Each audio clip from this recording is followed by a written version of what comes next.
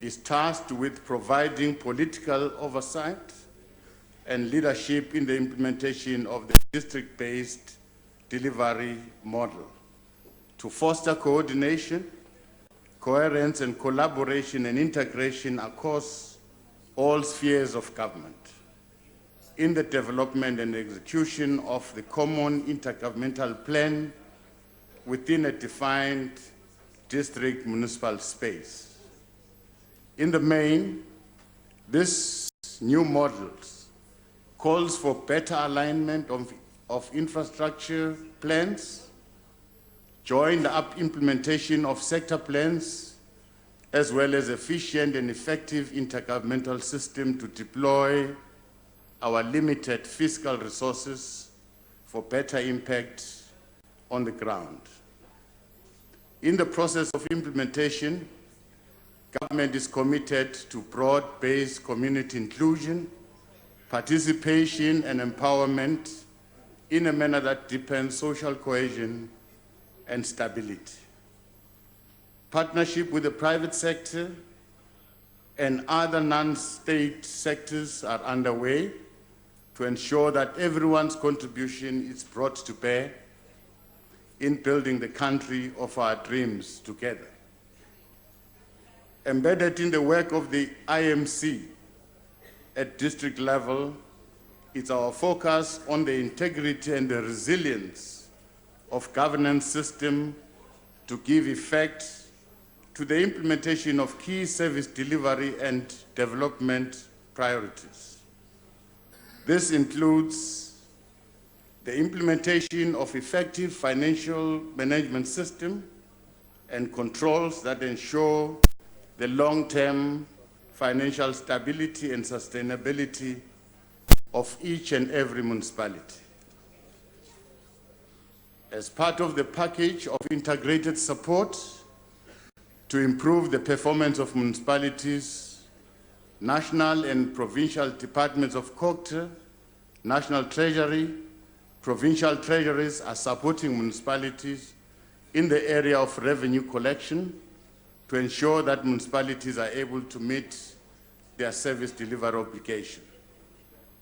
I'm advised that to date, the Department of Cooperative Governance and Traditional Affairs has piloted and a simplified revenue plan in 42 selected municipalities, which is aimed at enhancing the municipal revenue management and debt collection system in local government. Progress on these municipalities is closely monitored by COGTA as well as National Treasury. The successful implementation of the revenue plan will obviously result in improved revenue management, reduced municipal consumer debt, and protection of municipal revenue. The objective of a simplified revenue plan project is to assist municipalities to review and improve the generic replicable model in the revenue plan. Targeted support is being provided to distressed municipalities to ensure that critical areas of revenue enhancement are strengthened and institutionalized. Some of the key measures include ensuring revenue policies are in place in some of these municipalities, ensuring that clear credit control policies are implemented, putting in place accurate and credible billing system, ensuring that everyone who should be paying is actually paying property rates and services. Monitoring of debtors' accounts to ensure that those who must pay meet their obligation on time. Implementing effective control systems to prevent revenue leakages, wastages, and corrupt practices that deplete the money that has been already collected. With these interventions in place, we are certain that there will be improvements on the integrated development and delivery of services within our municipalities. Thank you very much, Deputy Speaker. Thank you, Deputy President. Before I give the supplementary question to Honorable Direko, members, please join me in welcoming the Naval College from Gordons Bay up there in the gallery, and other members in the gallery. Welcome to Parliament. Thank you. Honorable Direko? Thank you, Speaker. Deputy. Thank you, Deputy Speaker. The Honorable Deputy President, having listened to your detailed response to my question, I wish to commend our government for the adoption and implementation of the district coordination model, which I believe is going to assist the municipality, and also the 6 measures that you've just alluded to on your response. Now, my follow-up question is as follows. How do you going to ensure that the money that has been collected to the municipalities is protected from maladministration, also from the corrupt activities that may happen in the municipalities, and also to mismanagement? And also, in our country, we have some people who are receiving income monthly, including those who are working for government and the councillors, but they are not paying for the services to the municipality, but they are paying services for other institutions that they owe. So what is our government message to such citizens in our country? Thank you. Deputy President, before you respond, honorable members, the rule is that you ask a single supplementary question. All the other stuff should be considered as background. So choose your best question and ask it. Go ahead, Deputy President. Thank you very much, Deputy Speaker, and thanks for the follow-up question and the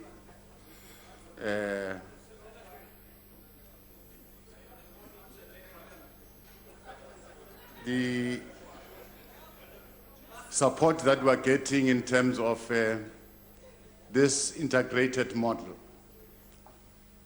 Now, to ensure that revenue is collected, and the revenue that is collected is protected, we are putting credit control measures. Now, those credit control measures, National Treasury together with the Department of COGTA are working together with all our municipalities to ensure that payments that are made to suppliers are credible. They've been checked so that we minimize the wastages, we minimize corruption. Now, we find that this is working because all the projects that are implemented in that district are indicated on a dashboard. Progress is being reported every month, and payments is being reported so that we ensure that there's no money that is lost. Of course, the problem that municipalities are experiencing is the payment for services. Our people are not paying for the services.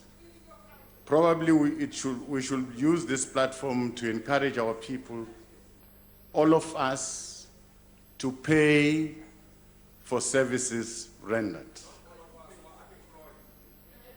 Our people must pay for electricity, our people must pay for water that they consume.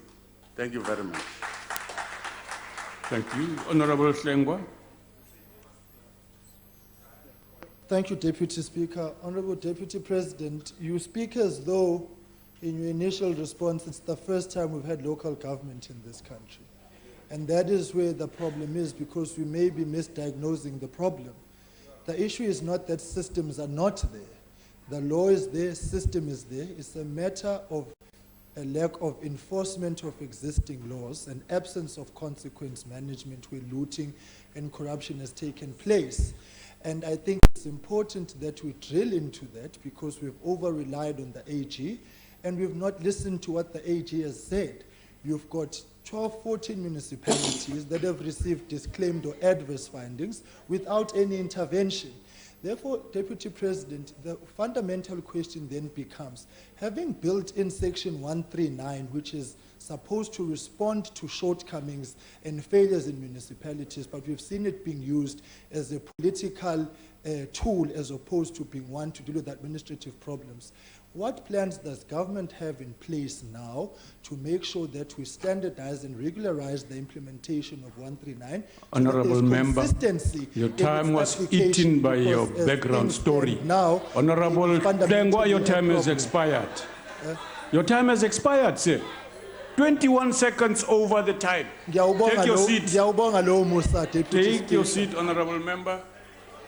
Deputy President. Well, thank you very much. I'm not aware of this allegation that Section 139 is being utilized as a political tool to settle scores. What I'm aware of is that before you implement Section 139, there's an assessment that you make. And it's not only the province that takes that step. The province can recommend the implementation of Section 139, but there should be concurrence by the National Council of Provinces. So there's no way that probably a province or an MEC in a province can utilize this instrument for political gains. An assessment is made of the functioning of the municipality. And if it is found that the municipality can't deliver services because of a certain number of shortcomings, therefore, there's no other way besides introducing a curatorship, introducing an administrator to administer the municipality for a certain duration until we satisfy that services have been brought back to our people. So I don't concur that we use Section 139 for political gains. In the case of KZN, where the honorable member is coming from, you'll realize that the provincial government made an assessment of a number of municipalities. And out of that assessment, decisions were made either that affected leadership, political leadership, or affected managers. Thank you very much. Honorable Zungula of the ATM.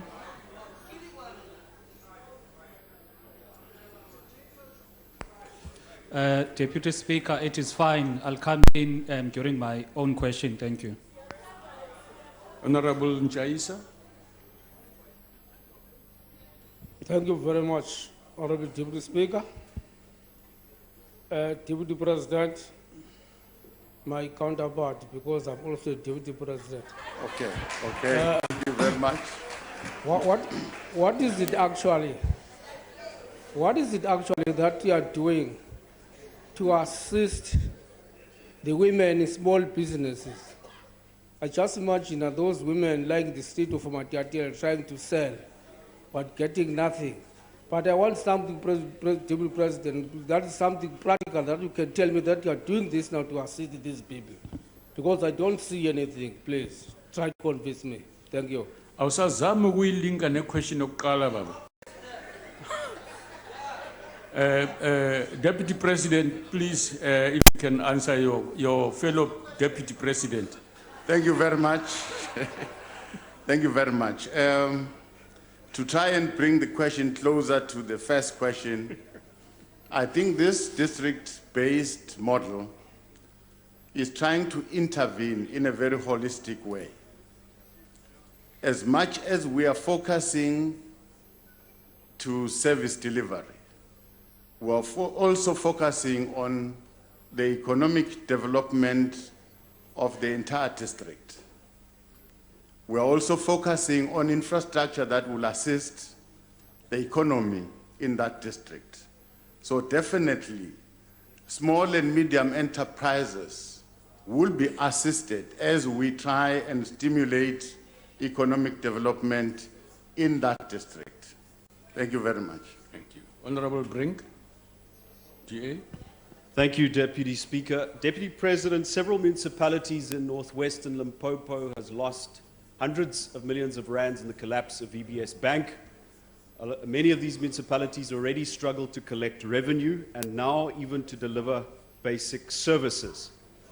To date, not a single municipal official or politician, be it from the EFF or the DA or the ANC, I apologize, have been charged criminally for their conduct in the VBS raid. My question, Deputy President, is what urgent steps is your government taking to ensure that at least civil action is taken to recover some of the money lost in the VBS raid? Thank you. Deputy President. Thank you very much. To my recollection, I'm aware that there are current investigations that are going on with regarding to the VBS matter. Now, we'll await for the conclusion of those investigations. And what I can say now is that we've got institutions in the country that are capable, that are dealing with these matters. Surely, where money has been stolen, I think the law must take its course. Where corruption has taken place, the law must take its course. But we should give space to the law enforcement agencies to do their work without our interference. So I can assure that this matter is being investigated at the right time. The law enforcement agencies are going to make their own pronouncement. Thank you very much. Thank you. Honorable members, we now move to question 8, which has been asked by Honorable Steenhuisen. He has deferred to Honorable Gigi Heliwi to take the supplementary question. Deputy President. Thank you, Deputy Speaker. Our government is tirelessly working to address the concerns that were raised by the rating agencies. The concerns include slow economic growth, sustainability of our state-owned enterprises, and the rising government debt. Our collective efforts must help the country not only to mitigate the risk of downgrades, but also to return it to a healthy investment rating. It is in our interests as a country to unite in championing sustainable efforts to collectively address the concerns that are raised by these rating agencies. With clear focus and clear determination, it is possible to turn the tide. The world still believes in South Africa, and this interest was expressed when Team South Africa, led by Minister Ntshavheni, engaged with about 300 investors at the 2019 Nordic Africa Business Association Summit that was held the past week in Oslo. Together with the Nordic countries, we are looking into areas of overlapping interests, possibilities of cooperation in the economy, smart cities, and advancing the digital skills for our young people. As government, we continue to advance our domestic efforts towards creating an enabling environment for taking up this investment. In the short term, we need to speed up the implementation of the Economic Stimulus and Recovery Plan, which outlines a range of measures to ignite activity and build investor confidence. We also continue to expedite the implementation of the 2018 Job Summit commitments, particularly on areas where business has identified inhibitors to investment. Business is committed to working with government in finding lasting solutions in the labor market to address the crisis of job losses in the entire country. Under the leadership of the President, monthly meetings are being held with business and labor to monitor progress on the implementation of the Job Summit commitments by all our social partners. In this engagement, government is committed to identifying and dealing with legislative and policy inhibitors and improving the ease of doing business. We are committed to ensure that we make it easy to do business in this country. The recently appointed Presidential Economic Advisory Council will play the much-needed role of coordinating all these efforts and ensuring that all the necessary elements of sustainable economic recovery are put in place. Our government continues to strengthen partnership with social partners. In particular, our ongoing engagement with the private sector are focused on ensuring that the investment conference commitments made in the past year are implemented. We're encouraged by the reports that substantial investment projects that were pledged last year in the investment conference have entered the implementation phase. We call on all stakeholders to continue with their support at the second investment conference that will be held this year in November. This is a further opportunity to partner in advancing South Africa's investment book towards a 5-year target of 1.2 trillion rand of investment. Through this public-private growth initiative, our country will see growth in investment that will turn the economy around. South Africa's participation in the African Continental Free Trade will promote and provide opportunities for locally manufactured exports in the continent, thereby expanding further investment opportunities in the country. Deputy Speaker, the establishment of the 100 billion rand infrastructure fund is another initiative of the sixth administration that is aimed at improving our fixed capital investment. The other pillars include interventions to ease the cost of doing business, expanding the number of small businesses through the revitalization of our township and rural economies, as well as macroeconomic reform and increased competition. Some of the immediate interventions include exploring alternative options to lower the electricity prices and eliminate potential load shedding, increase efficiency and reduce port costs to improve South Africa's global trade. The economic regulation of transport bill, which will be presented to Cabinet soon, will also assist. A review of the basic fuel price is being considered as part of a broader review of administered prices. In the bid to boost tourism, 82 countries will now receive visa waivers as part of South Africa's visa regime waiver. A policy directive that will guide the licensing of broadband spectrum has been issued already. Trade measures to safeguard key agricultural and other sectors and protect local jobs will be introduced. Government's plan to revitalize industrial parks is in progress, and 3 new parks have already been launched in 2019.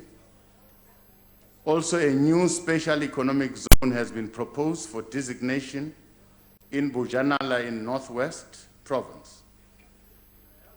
Government has adopted the Kauleza district model that we're speaking about just now, which is beginning to play a crucial role in supporting local economic drivers at district level. Ultimately, this will lead to job creation. Deputy Speaker, in the advancement of our developmental mandate, steps are already being taken to improve the financial and operational sustainability of our SOEs, as well as improving governance challenges. The restructuring of SOEs is expected to bring the much-needed stability, enable the entities to recapitalize, and reduce the need for bailouts and guarantees from time to time from government. For example, the special appropriation bill to provide additional financial support to ESCOM for the current and the next financial year was recently passed. This will assist in keeping ESCOM afloat while work is underway of restructuring ESCOM. With regards to the need to reduce the debt, government has identified several possible fiscal interventions to narrow the budget deficit in an environment of uncertain economic growth. Some of these measures include the expenditure reprioritization, implementation of austerity measures, curbing wastages, and reducing the wage bill. The road ahead in getting our economy to grow will not be an easy one, but our collective will to triumph is stronger and more resilient. I'm sure we'll turn the corner. Thank you very much. Thank you. Honorable Louis. Thank you very much, Deputy Speaker and Deputy President. Thank you for that fulsome reply. Deputy President, the President spoke in London on Monday at the FT Africa Summit, and he was asked about the plan introduced by your colleague, the Minister of Finance, a stimulus package to get the economy growing. And he said, and I quote, that he endorses every single one of the proposals made in that plan, including a bill on cutting red tape introduced by my colleague from the DA, Honourable Kruger. Now, there is a perception, Deputy President, that there is some disparity between you and the President on your agreement on the economic direction to take in our country. And so I thought I would give you this opportunity today to add your comment to the fulsome endorsement of the President to Minister Mbowene's plan, and ask whether you too would add your endorsement to the President's words, and whether you would give us some specific commitment for when the proposals made in that plan would be implemented. Thank you very much.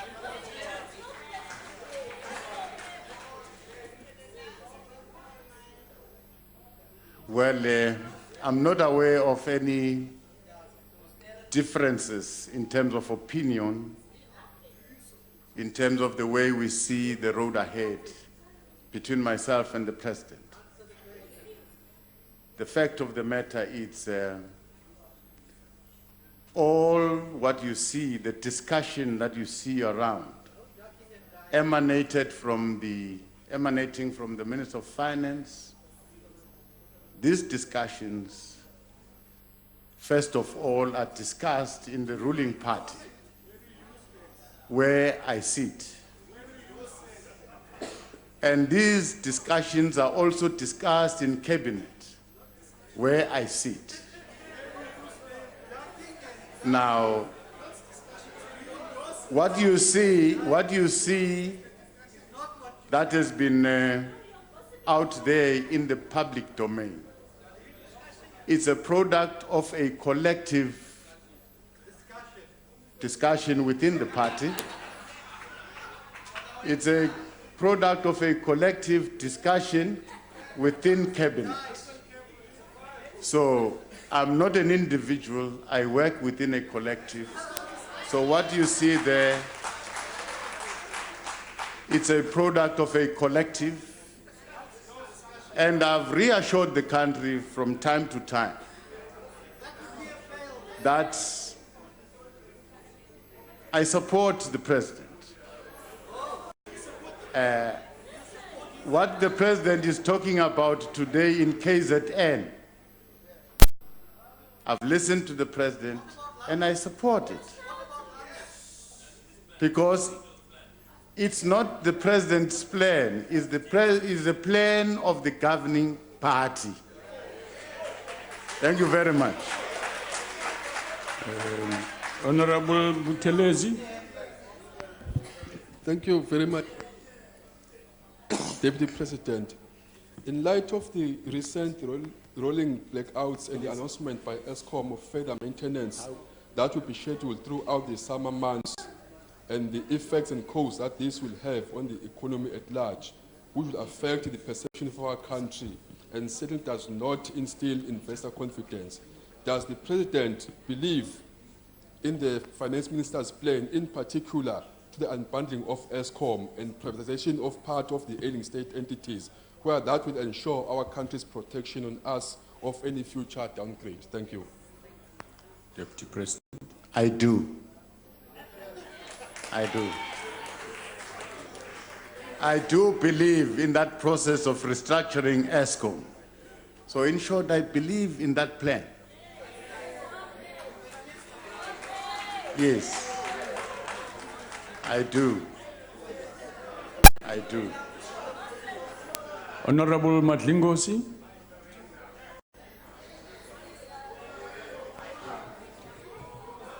Deputy President, rating agencies are not ideologically neutral. They are basic ideological script that they adhere to, which they use against governments. The most pressing needs in this country right now are for a rapid redistribution of wealth and opportunities. The rating agencies will not take kindly to that. Now, will your government do what is necessary to lift our people out of poverty, like the land expropriation without compensation?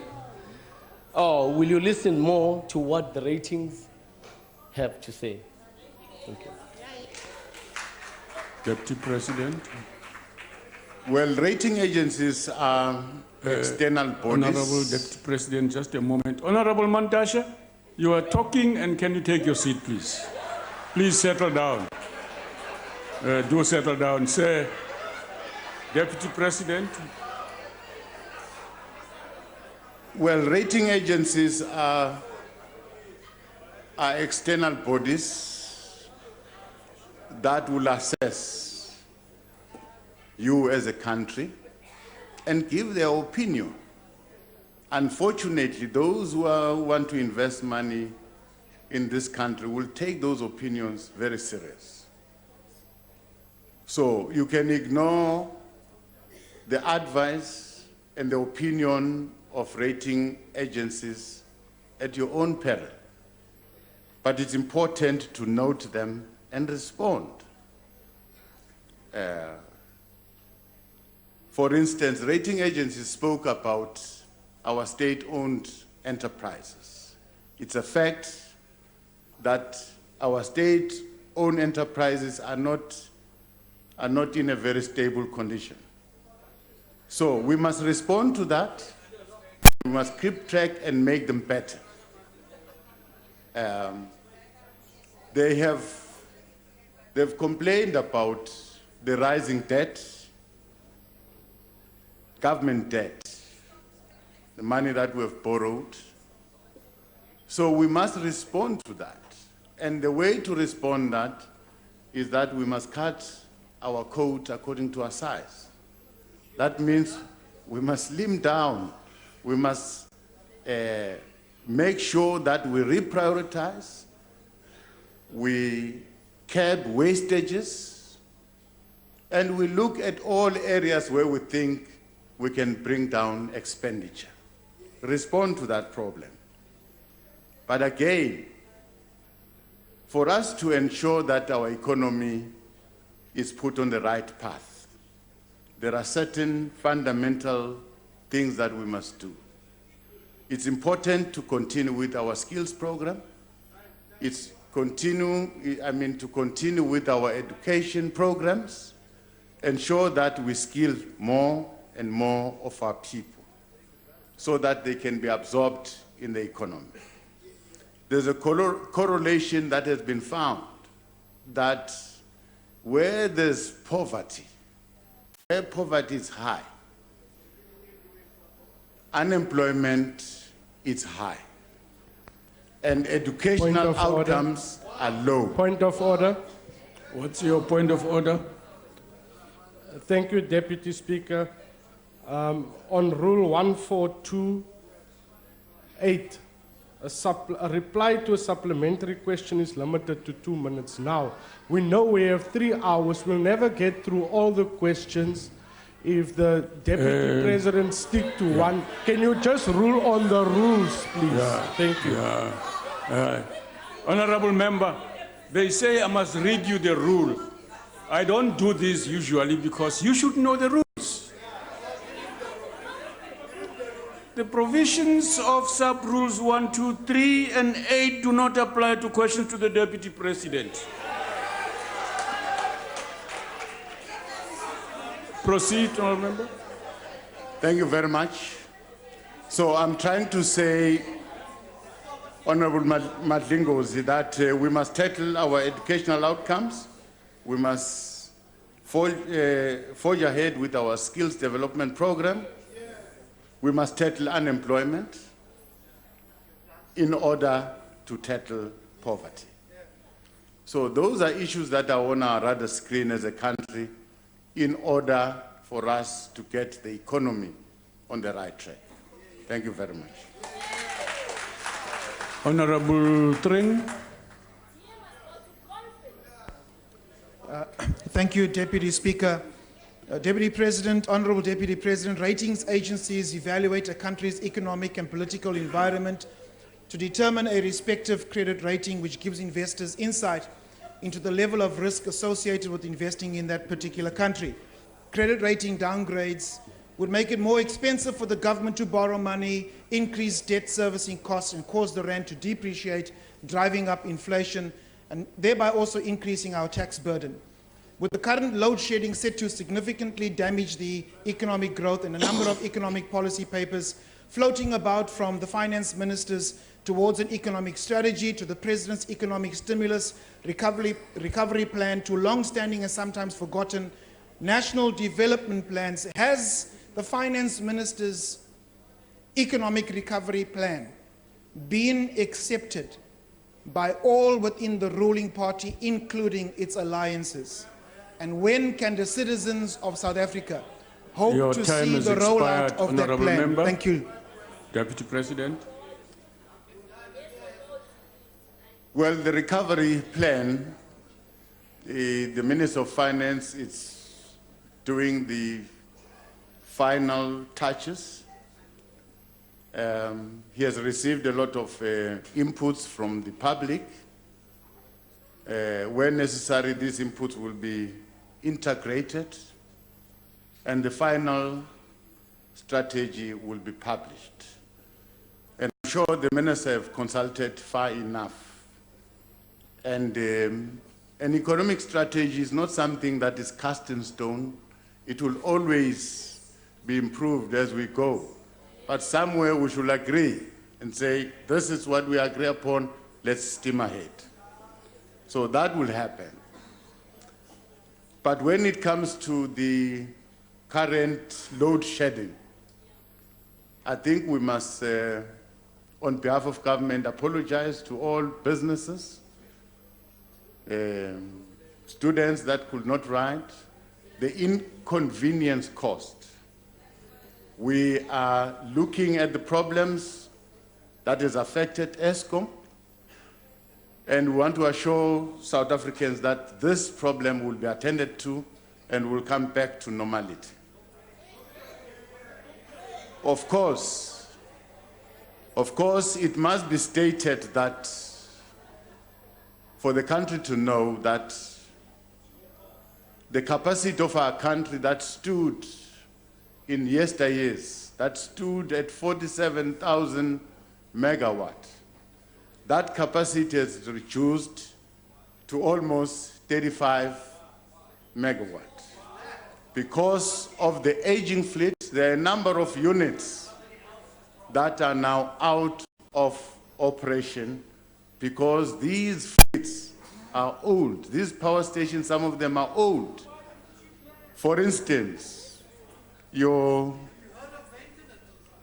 Hendrina power station, out of 6 units that should be operational, functioning, only 2 units are working.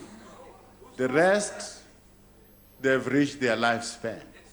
That accounts for a number of power stations that are now old. We welcome the introduction of the integrated resource plan by the Minister of Mineral and Energy. We take it that is the right step in the right direction that will inform the energy mix for the future of this country. Of course, in the current situation, gradually, we must open up space, more and more space for independent power producers to augment the current shortages. And I'm sure the country will be stable. Thank you very much.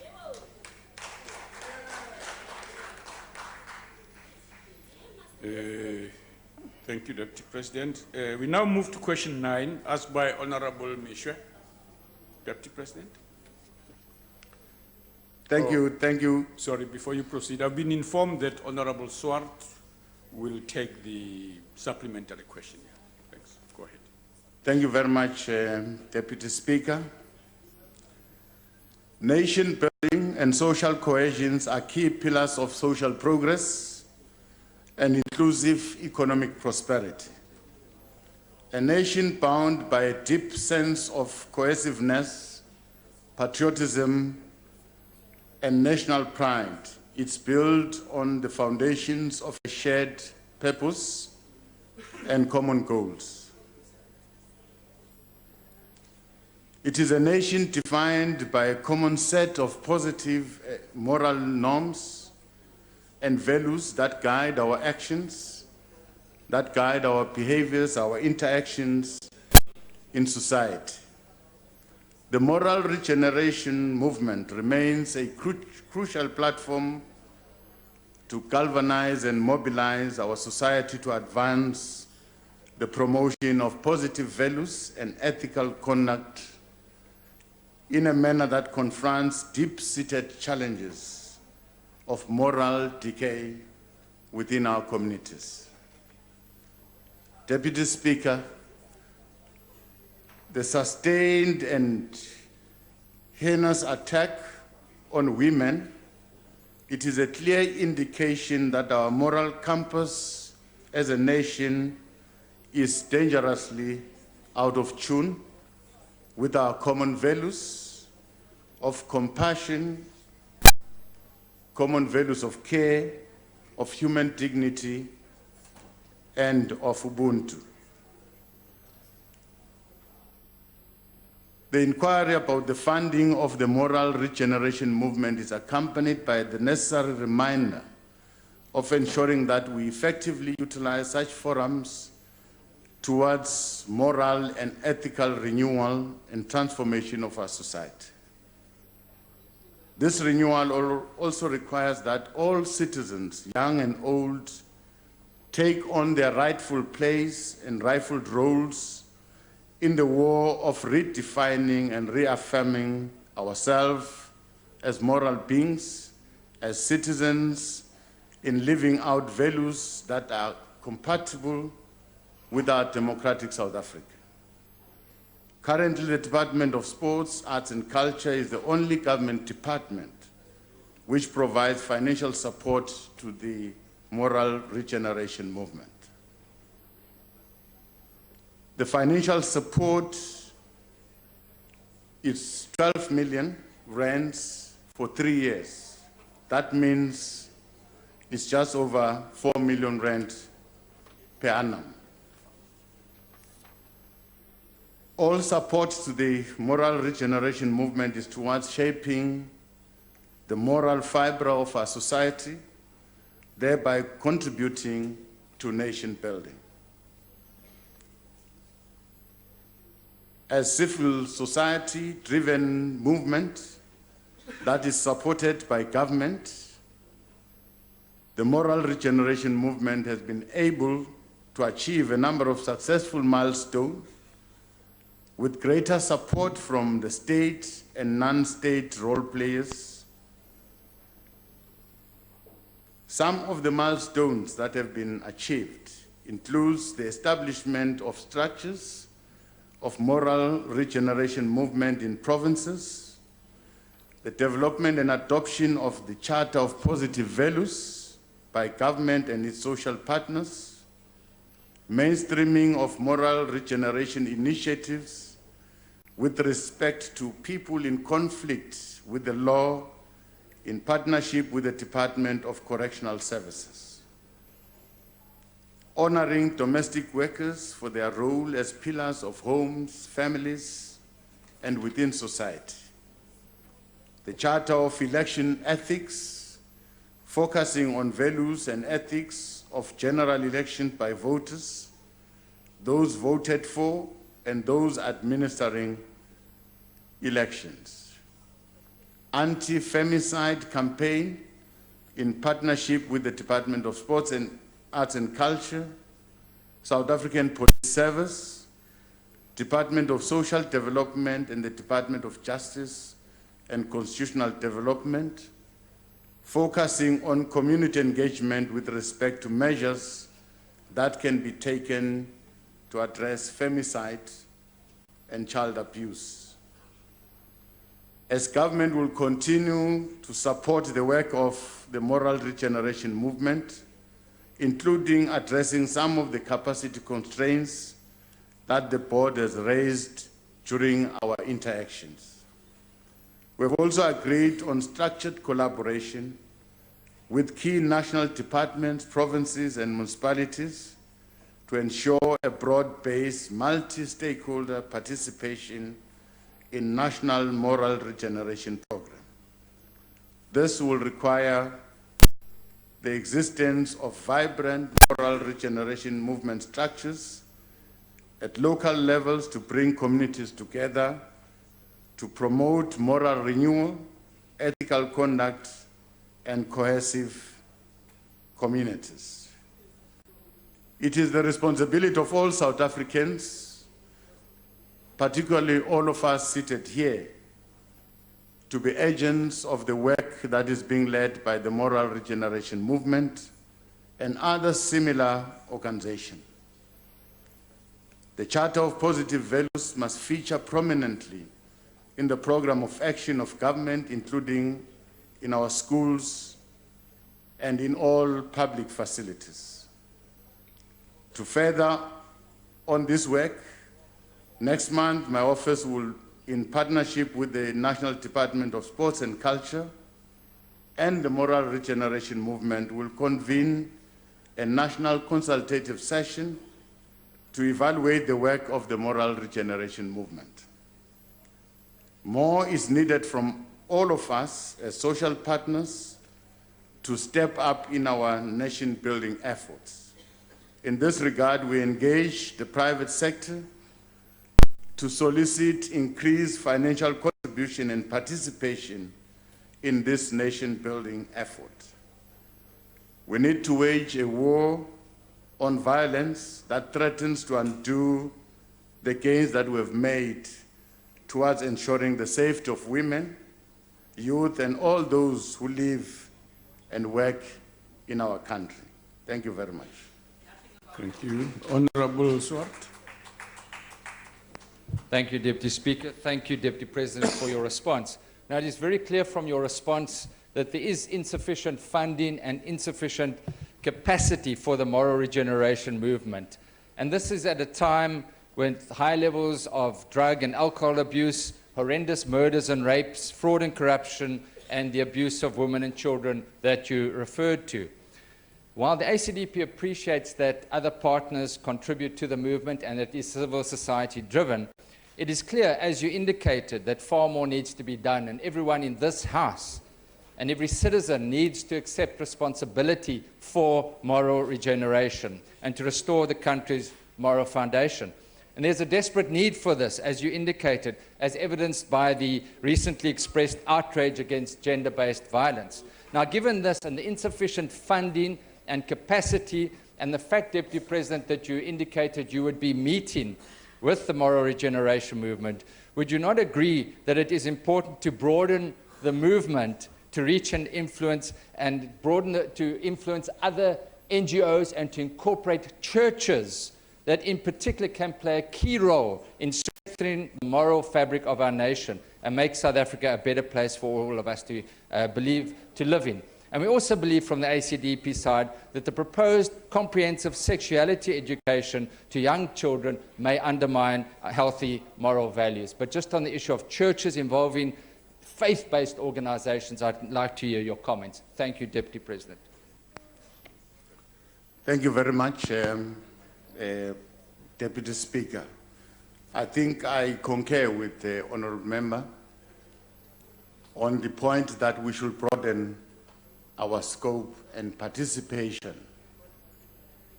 Of course, we're looking more and more on business because we're looking at financial contribution to do all these activities. Of course, churches, as custodians of moral values, will be central. NGOs, I think all of us, we must make this a societal enterprise. All of us must stand up. Of course, the structures that will be coordinated through the MRM might not be sufficient. We need to galvanize and mobilize society so that we build this nation. Some of the things that were happening in the past few days were appalling, were regrettable. It's an indication of a nation that is regressing, which all of us must be concerned about. So we're going to do enough. We're very encouraged about the comments and the debate that was held in this House and all your speeches about gender-based violence. I think the country has heard, if we can continue from time to time as this House, to focus on such topics that affects the moral compass of this country, it will be very helpful to take this country forward. Thank you very much. Thank you. Honorable Chwaku. Thank you very much, the Deputy Speaker.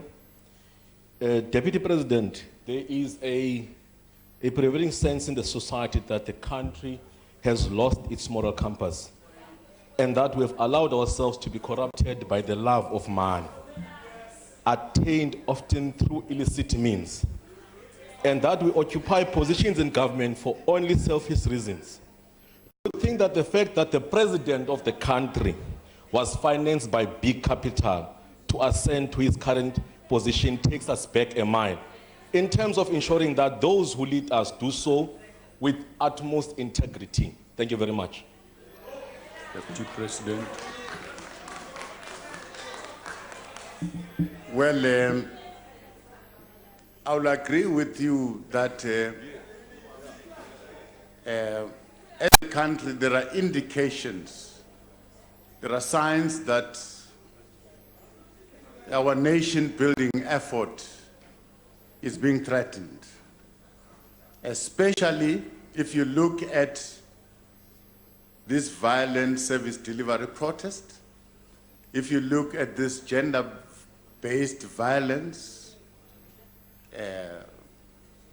our women and children, they feel threatened in a society that has just attained its freedom.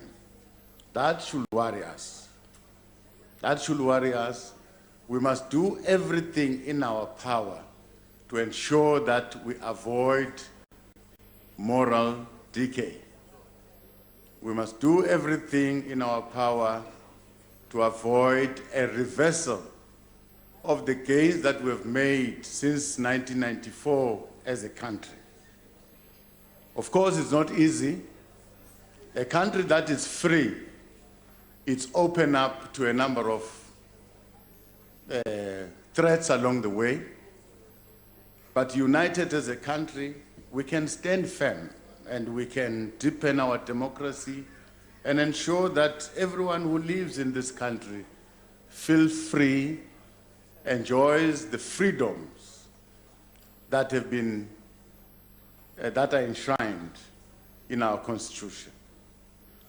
The matter of the President, the finances that he has been supported with, that is a matter of the ANC, because he was contesting as the president of the ANC. So it's a matter of the ANC. Thank you very much. But the president stood here and answered this question, that those who donated the money did nothing wrong. Those, it's a clear donation. There's no element of corruption in between. The money was not stolen. It was donated. It was donated. But the ANC itself, as the ruling party, which the president represents, must define its own policies about fundraising, contesting for positions. That the ANC will do. Thank you very much. Honorable N.S. Buthelezi. Sorry, the Deputy Speaker, can I raise on a point of order? What's the point of order? I think that my question is not answered properly. No, honorable member. No. Honorable member, it's not your call. It's not your call to do that. Honorable member, take your seat. No, no. You can't have a second bite, one bite. Ernest Shanga? Yeah, go ahead, ma'am. Thank you, Deputy Speaker. Deputy President, what initiatives has the moral regeneration movement taken to contribute in addressing the issue of violence against women and children as part of restoring the moral fiber of our society? Thank you. Thank you. Deputy President. Well, it is quite clear that firstly we need to structure ourselves very well as the moral regeneration movement. We must expand our scope, include a number of NGOs, churches, but at the center of structuring ourselves, we must be able to harness the necessary capacity to mobilize society. Because this is a human action. This is about the mindset of a nation. The only way, the only tool that we have is to ensure that we've got enough legislative framework to protect women, to protect children. But again, you can't rely on a system.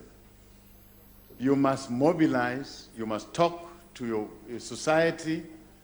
So the moral regeneration movement requires a lot of voices to communicate a message. That is why I'm saying I was very happy when this House debated gender-based violence, because there came a number of voices talking about one matter. In that way, if we can replicate ourselves in society, mobilize our people, ensure that women are respected, you'll understand exactly where this matter stems from. This matter stems from the way girl children are treated right at home. Right at home, as long as we can understand that the girl child is the same as a boy child, no difference, they must be treated the same, they must be given equal opportunities. If society can understand that these children are the same, they must be treated the same. We must also deal with some of our stereotypes as a nation. There are certain stereotypes that girl children must do this, boy children must do this. We must stand up against those stereotypes, because down the line, they become a problem. They become a problem. In every sector of our life, women are being segregated. It stems from the household where they grew up. So as a society, we must mobilize ourselves and fight these stereotypes and see women as equals in whatever endeavors in our life. Women are equal human beings. Thank you very much. Honorable Majosi. Thank you, Deputy Speaker. The Honorable Deputy President. Firstly, can we actually explain what is the moral regeneration movement? Because it's an initiative that networks people for moral regeneration. You can't network people as a movement. You must actually touch people's lives. You must actually be there on the ground and touch people's lives in order for you to bring back the moral regeneration. Systematic corruption by your very own comrades who are supposed to be leaders in society and who have sworn to obey the law and their oath of office simply don't care to break the law, and it has sent a clear message to South Africans that it is okay to do so.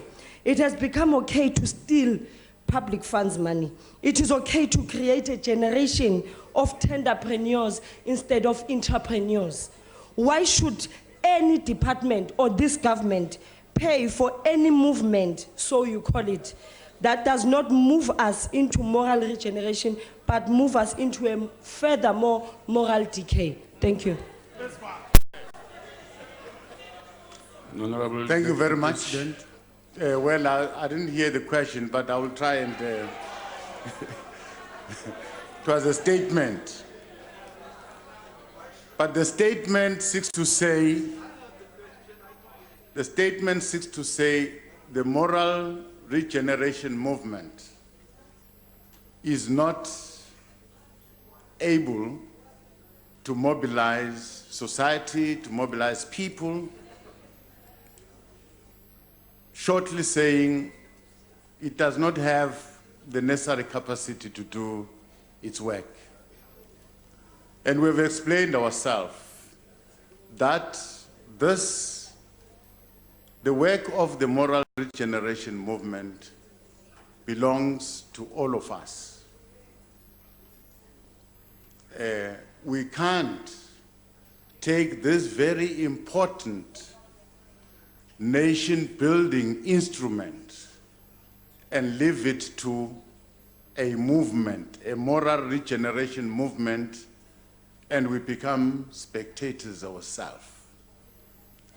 You must understand that to change and to foster a culture of good moral values needs you, needs your friend next to you, needs all of us as a country. Now, this is just a catalyst to mobilize, to ensure that everyone becomes part. Standing here, I'm speaking on behalf of the Moral Regeneration Movement. I'm mobilizing you to stand up and fight for positive values. All that seeks to take us back, we must fight it, wherever we are. Thank you very much. Honorable members, we move to question 10, asked by Honorable Hlongo. Is that correct? Okay. Honorable Hlongo. Thank you, Deputy Speaker.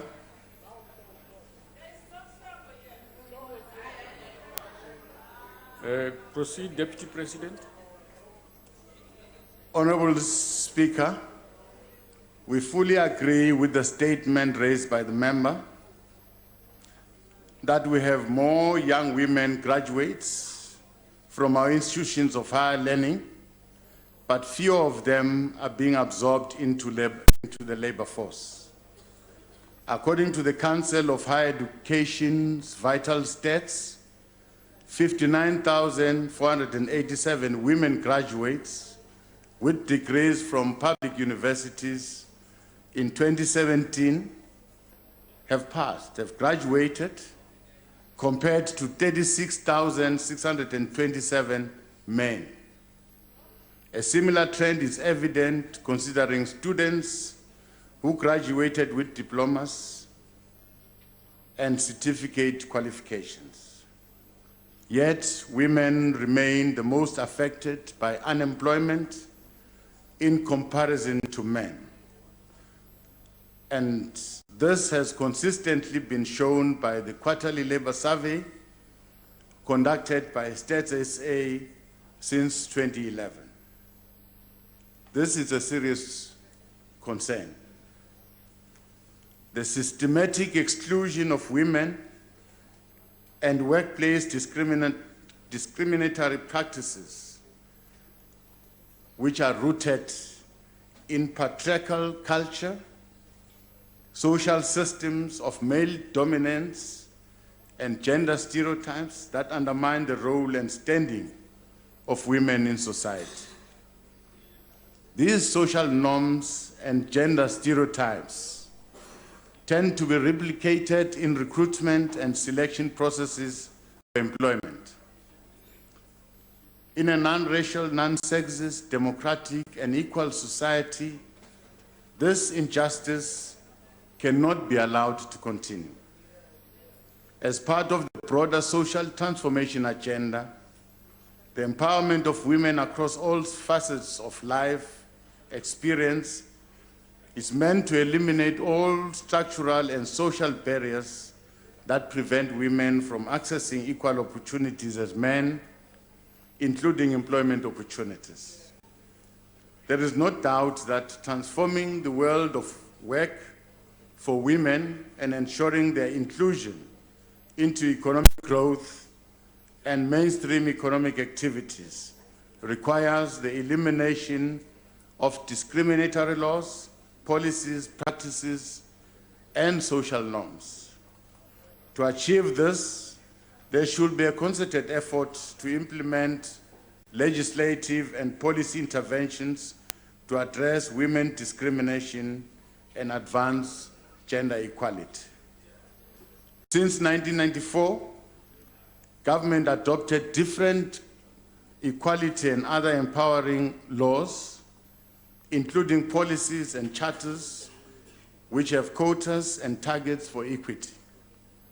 For instance, among others, we now have the Employment Equity Act of 1998 and its amendments, the Broad-Based Black Economic Empowerment Act of 2003 and its amendments, South Africa has also adopted legislative directive to embrace a new and broader agenda for equal employment opportunities for women in an attempt to improve women's standing in the workplace. The Employment Equity Act has been further amended to include the principle of equal pay for equal value of equal work in order to bridge the wage gap between men and women. If implemented correctly, these anti-discriminatory directives will allow women to have a chance to enter the workplace in an equal manner, not only as a form of empowerment for women, but also to contribute equally to economic growth and capacity building within the country. Consequently, giving women an equal opportunities that would enhance their social and economic standing. Relevant constitutional institutions are working tirelessly to ensure that women are represented in various facets of life, including educational institutions and the labor market. The Commission for Gender Equality plays a crucial role to monitor and evaluate policies and practices of organizations and institutions, both in the public and private sector, across society to promote gender equality. From time to time, the Commission makes recommendations aimed at further advancing gender equality in our society. Another important intervention is through the Commission for Employment Equity, which monitors and intervenes to address disparities in the labor market. The Commission's recently released the 19th annual report, which highlighted the need to increase the employment and representation of women. It is also looking deeply at the issue of workplace targets to employers. Indications are that although progress is slow, these efforts and all these legislative frameworks that are put in place, all these efforts are starting to bear some positive fruits. For instance, the report of the Commission for Employment Equity shows that the representation of women in top management positions has increased from 13.7% from 2002 to 23.5% in 2018. A significant improvement. Representation of women in senior management positions increased from 21.6% in 2002 to 34.5% in 2018. Government is a key contributor to this positive trend, as evident in the Employment Equity Report for the year 2018. Women are becoming increasingly represented in management positions within government, with 33% occupying top management positions in government and 39% occupying senior management positions. We need to see these similar trends in the private sector. The private sector must implement targeted training, recruitment, and mentorship programs that create pathways for women to enter the labor market and gain promotions to leadership positions within their companies. We have an obligation to target the inequalities and gaps related to labor force participation by women. We call on all employers across all sectors in the country to intensify efforts to engender equality in our society. As a country, Let us continue in our efforts of educating our people, more emphasis on women, training and skilling our people, more emphasis be placed on women, especially young ones, to respond to the new opportunities in the changing world of work. Thank you very much, Speaker. Deputy Speaker. Thank you. Honorable Songo. Ngiyabonga, Deputy Speaker. And also thank you, Deputy President, for the answer. With the Employment Equity Act of 1998 in place, we are still faced with a wage gap between white women and black women, especially in the private sector. Ngisese lapho futhi, what is the government doing to end this? And again, Deputy President, how is the government going to lobby for youth opportunities, interns and business opportunities with the public and private sector to close gaps of unemployment amongst the youth of the country? Thank you. Deputy President. Well, your last question, to close the gap, as government, we must continue to improve our education outcomes to ensure that our young people are at school, they acquire the necessary qualifications, they acquire the necessary skills so that their chances of being absorbed in the labor force are improved. Of course, as government, we've done our part. As you can see by the statistics that I've read, that more and more women have gained promotions. They are now in senior positions in government. We are almost now standing at 39%, which is a very remarkable improvement. The private sector is lagging behind.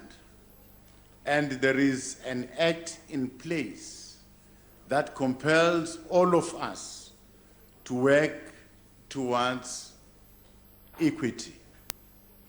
So somewhere it is the responsibility of this House when you do your oversight, because you cannot just do your oversight to government. I'm sure you also visit companies. One of the things that you must look at is whether they comply in terms of the Employment Equity Act. The Act also allows for people with disability. A certain quota should be absorbed in the labor force. So it is our responsibility to ensure that we encourage the public sector to also improve in this sector. Now, in terms of the law that we have passed as the House, there should be no disparity in terms of salaries for people doing the same work, not unless there's a difference in terms of the job description. But if the job description is the same, the law compels that these people must earn the same salary. I'm aware that that is still happening, but not in government.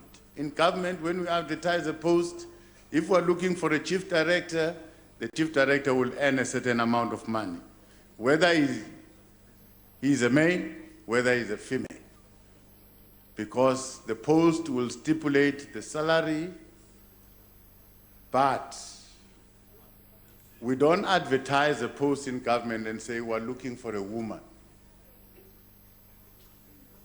No.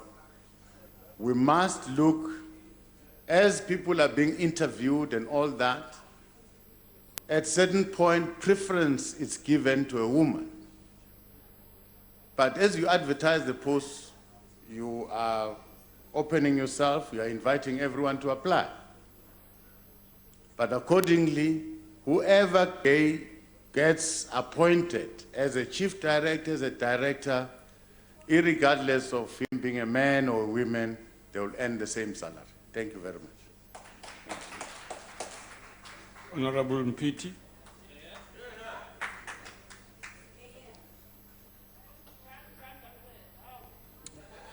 Thank you, Deputy Speaker.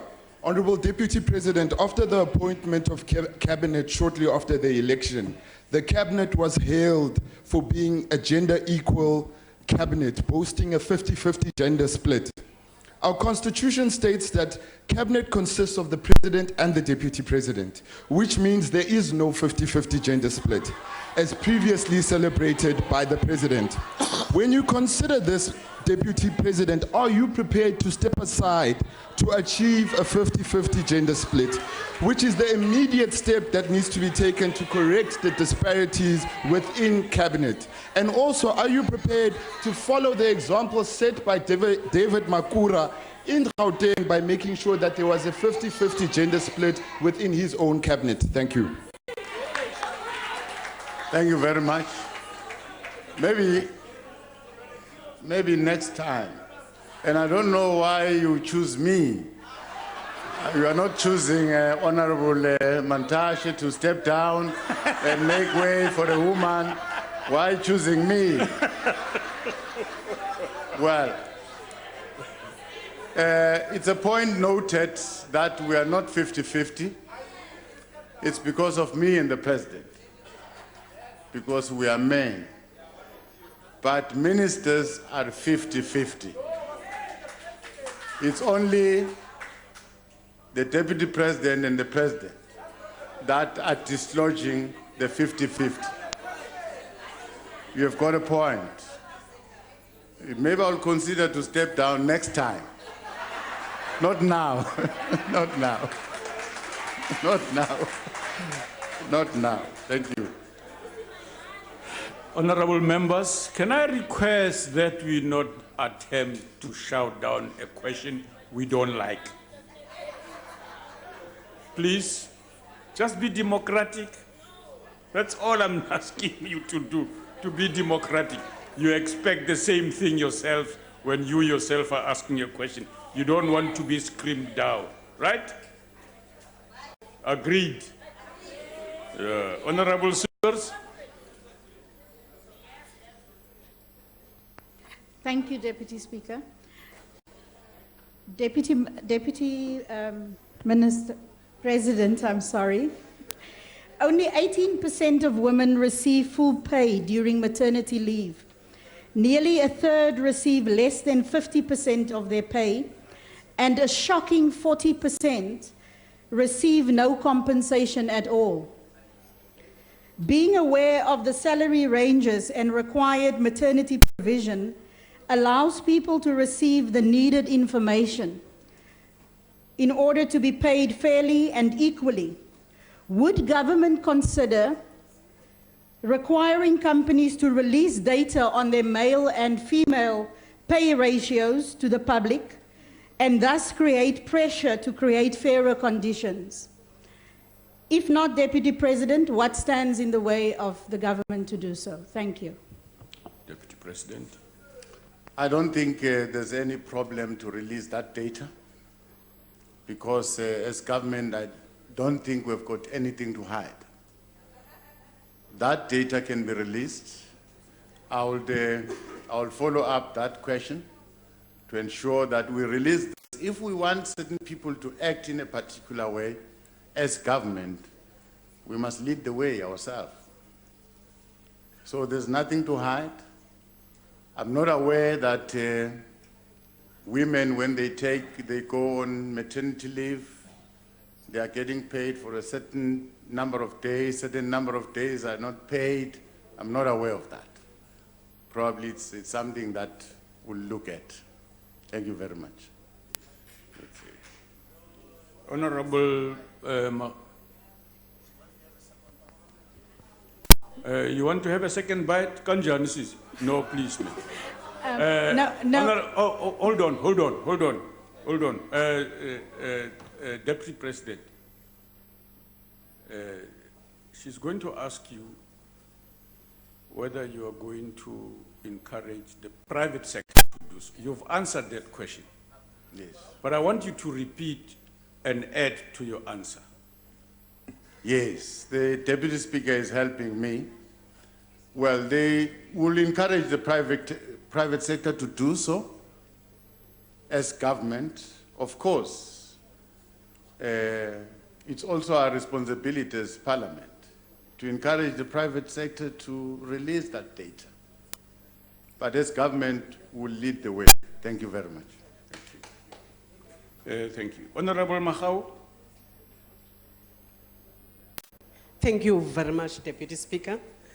Deputy President, your response is not convincing at all in terms of improvement on statistics. It cannot be right or allowed, whereby the act was passed in 1998. Then the percentage now was in 23.5. You cite it as an improvement. What about the 72.5%? If there is no recourse for non-implementers, and the word encourage, you can go out and encourage, which means if they don't want to implement the Employment Equity Act, it will never be implemented. So what are the recourses for those that are not implementing what is entailed in the Act? Thank you. Deputy President. Well, I've only noted the progress that has been made since 2002 to 2018. And I'm saying within that time frame, there has been an improvement, which is remarkable, and we commend that improvement. Of course, it's not satisfactory. We're not there yet. As government, we must improve, and we're also calling for the private sector, which is lagging behind, to also catch up.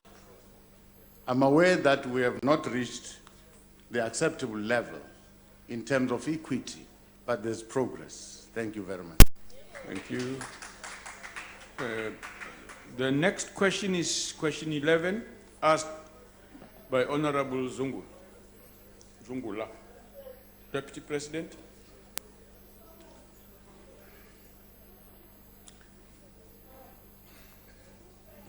Thank you,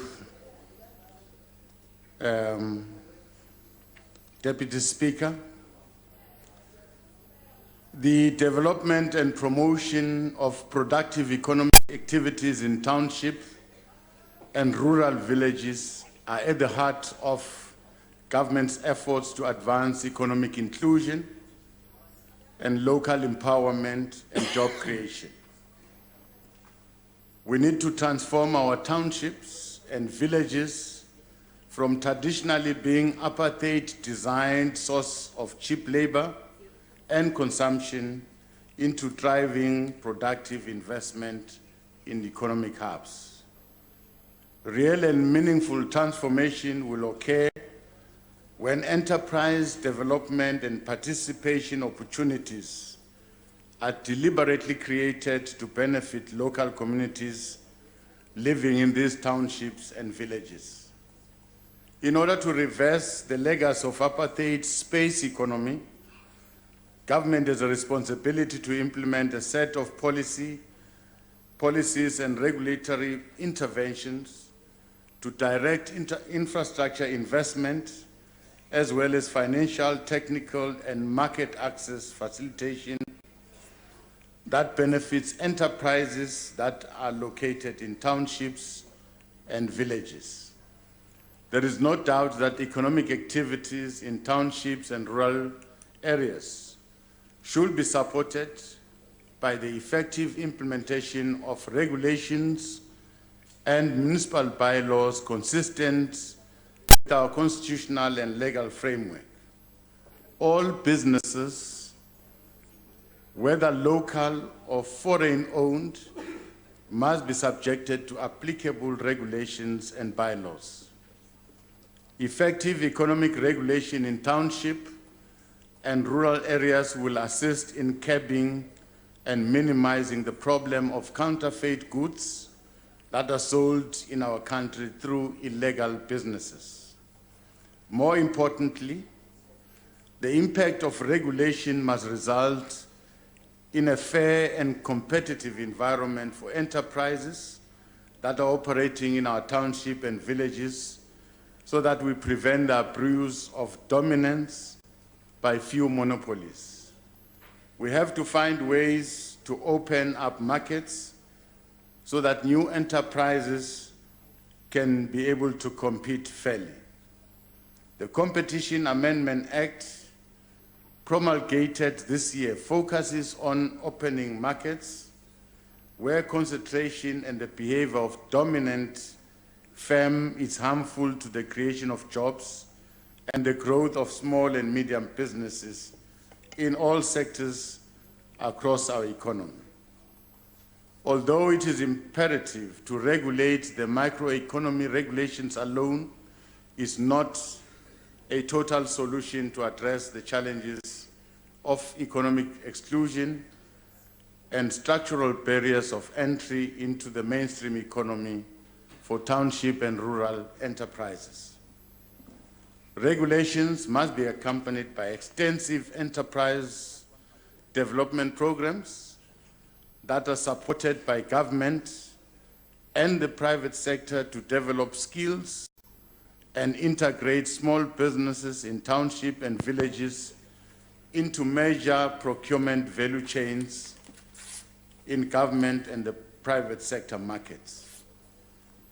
With this realization, government is implementing various programs and targeted policies to intervene so that it stimulates and supports the development of township and rural enterprises. Implementing a special dispensation or set-asides in the awarding of medium and long-term contract to small businesses, cooperatives, as well as township and village enterprises to allow for a period of incubation and other support to help reduce failure rate is one important thing that we must do. Establishing a township and a village economy fund to support the productive activities and the development of industrial park, business centers, and incubation centers in those areas, it's another thing that government must pursue. Government must also pursue formalizing township and village-based enterprises through an active campaign by provincial and local government that will promote the benefits of formalization. Addressing also illegal trading through better regulations and implementation of bylaws by municipalities. Increasing the incubation network in rural areas and township as part of government's commitment to grow rural and township enterprises. We must continue to invest in key infrastructure and technology innovations to facilitate the ease of doing business in our township and rural villages. Thank you very much, Deputy Speaker. Thank you, Honourable Deputy President. Is there a follow-up question from the Honourable Zungula?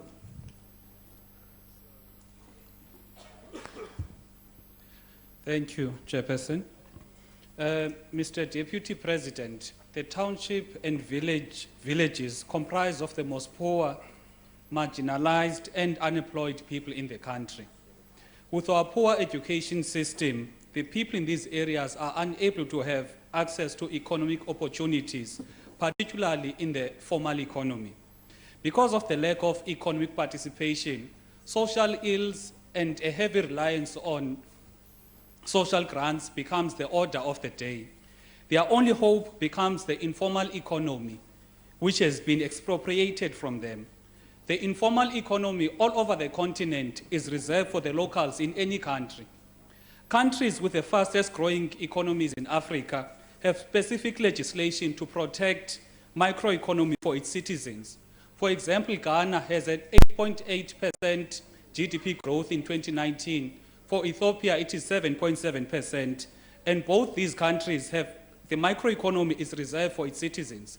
Therefore, the question to you is that with big businesses such as Pick and Pay, USave, ShopRite, that have now ventured into the township economy that is already dominated by foreign nationals, how are the locals going to benefit from the township economy if there is no legislation to protect them? Thank you. The Honourable Deputy President. Thank you, Deputy Speaker. Well, like we've said, is that one very important thing that must happen. First of all, there should be legislation that will enforce registration of any business that is happening in the township or the village. There should be bylaws that are promulgated by all our municipalities around small businesses that are trading in the jurisdiction of a municipality. That will give us certainty, first of all, of who is doing business in the municipality, in the township. Now, when you know who is doing business in the township, in the municipality, you are then able to register all those businesses, because some of these businesses, they require support from government on how to run their businesses. That is why we speak of incubation.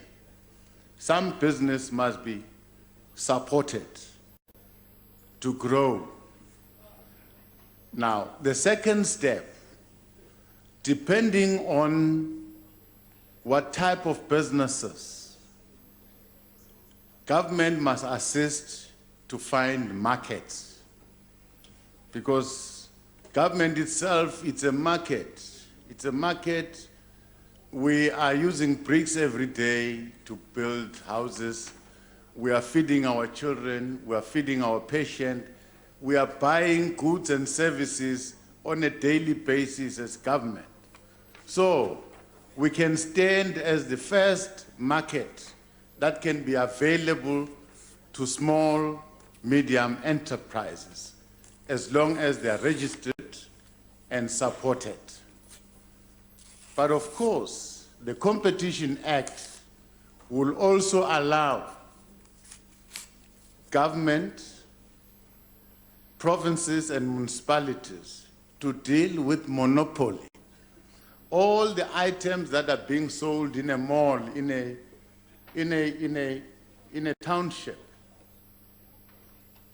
a space must be deliberately opened for small, medium enterprises also to sell their goods, whether it's vegetables. ShopRite in a township must be able to buy vegetables as long as these vegetables will meet the certain standard. Of course, people must eat food that is acceptable. Therefore, it is the role of government to ensure that these SMMEs produce products that are up to standard, that they can be certified and be consumed in the market. So that is our role. But the first fundamental question that must be addressed is that who is trading?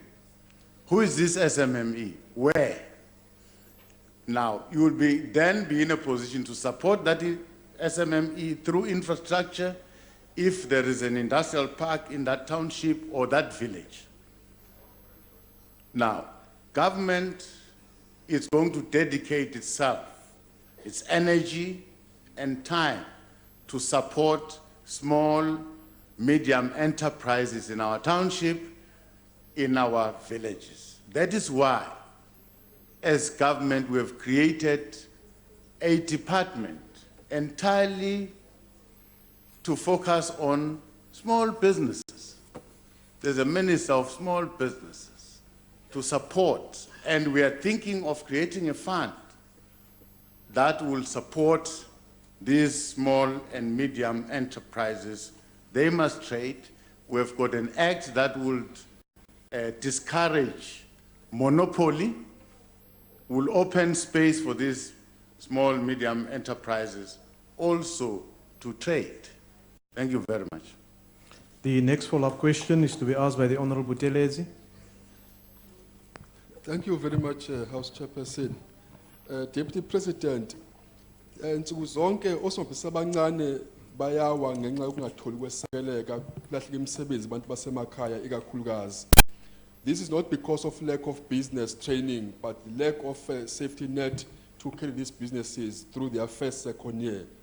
Umbuzo uthi ngabe iphika mongameli yakweseka yini umbono wokukhuthaza omeli basekhaya umasipala ukuba bashaya imtheshwanyana ezolekela osomabhizinisi abancane ukuze bakwazi ukusimama ikakhulukazi eminyakeni yabokuqala nowesibili nowesithathu to ensure that they break even and make profit. For example, if electricity is cited as a financial risk for a particular small medium business viability, then the local municipality must intervene and assist that particular SMEs with the electricity subsidy so that this business takes off. Thank you. Ngiyabonga. Ngithanda ukusho ukuthi siyakusekela ukuxhaswa kwamabhizinisi amancane, somabhizinisi abasakhula. Kungako njengohulumeni senze le department yaka small business. Manje ke uminister uzosebenza nama province. Uzawusebenza nomasipala ukuthi loyo naloyo owenza ibusiness encane akaregister bese uzawutholela indawo la azosebenza khona. Zikhona ke indawo ezikhona kuma township wethu lezi sizibiza ukuthi ama industrial park. Zizovuselelwa lezo ndawo lapho zikhona khona ukuthi bonke labo somabhizinisi abancane batholakale lapho, ngoba lapho bazawusizakala ngogesi, bazawusizakala ngamanzi. Manje ke uma thina siheha osomabhizinisi ngaphandle siye sibanikeza ama incentives ukuthi no, in this special economic zone there will be a special tariff for electricity, there will be a special tariff for water. Kuyafana ke nakulama somabhizinisi bethu abancane, kuyafanele ukuthi nabo sibanikeze special tariff uma ba located kuleso space esisibiza ukuthi industrial park ngaphansi komasipala othile. Ngakho ke ukusupportwa kwamosomabhizinisi abancane sizokwenza futhi sizawubeka imali ezoba supporta kuze sibalekele ukuthi bafeyile njalo. Kufuna balandelele kuvule neregister yabo sibabone futhi ukuthi bayakhula every day. Siphinde sibavulele ne market njengoba every time njengo government kunama goods and services esiwathengayo mihla le sizawathenga ke kulabo somabhizinisi bethu abasakhula, kodwa lawo ma goods and services kuzofanele amite the required standard. Ngiyabonga. The next follow-up question is to be asked by the Honorable Chaisa. Thank you very much, Honorable House Chair. Deputy President, the exploitation of South Africans by the foreign businesses in these rural areas and townships is a great concern. And the inspectors from the Labour Department are not always paying visits to these businesses. And these people, the employees from these businesses in the rural and township areas are always losing the cases when they go to CCMA. This is happening very much now in rural areas and in townships. So what is your take, Mr. President, in order to keep this so that our people can get assistance? Thank you very much. Honourable Deputy President, I hope you got the question towards the end. I haven't. Honourable Chaisa, can you repeat the question, I tried please? very hard to listen. Yeah. I got lost somewhere. Yeah, I've noticed that, Honourable Deputy President. I also didn't get the question. Deputy President, Mr. Deputy President, I mentioned all these challenges. Then the question is, what is your take? What is your comment? What is it that you can do to assist these people who are suffering from this? As I mentioned, perhaps I can start afresh and mention these challenges. Okay. No. You want me to do so? Honourable Deputy President, are you in a position now to respond? Yes. Okay. Thank you, Honourable respond. Chaisa. You may take your seat. Continue, Honourable Deputy President. No, thank you very much. I think the response to this question, the first thing that must happen in a municipal space, in a province, is that any small business that is operating there must be registered, must be known. Now, if that business is known, that business can apply for support, either financially, in terms of infrastructure that must be built in that area, in terms of business support, incubation. There are a number of support mechanisms that are there that can be offered to a small business. But the fact of the matter is that that business must be registered. So we'll take a campaign to ensure that every business that is operating legally. And that person who's operating that business is here in this country legally. That is fundamental to do it. But beyond that, it is our responsibility as government to support these small businesses and ensure that whatever goods they are producing, they find a market. We are going to work with all these small businesses in all the provinces to find markets for the products that they are producing. And I've said that government presents itself as one market that it's available to buy these goods and services from these SMMEs. But one thing that we must eliminate, it's SMMEs that are selling goods that are not of good quality, goods that have expired, that are harmful to consumers. That is not going to be allowed. You will have realized in a number of provinces, premiers taking this campaign, visiting businesses, and they found some of these expired goods that are being sold to our people. So we are going to protect our consumers from these businesses as much as we want to support these businesses to be in business. Thank you very much. Thank you, Honourable Deputy President. The last follow-up question will be asked by the Honourable Mbele.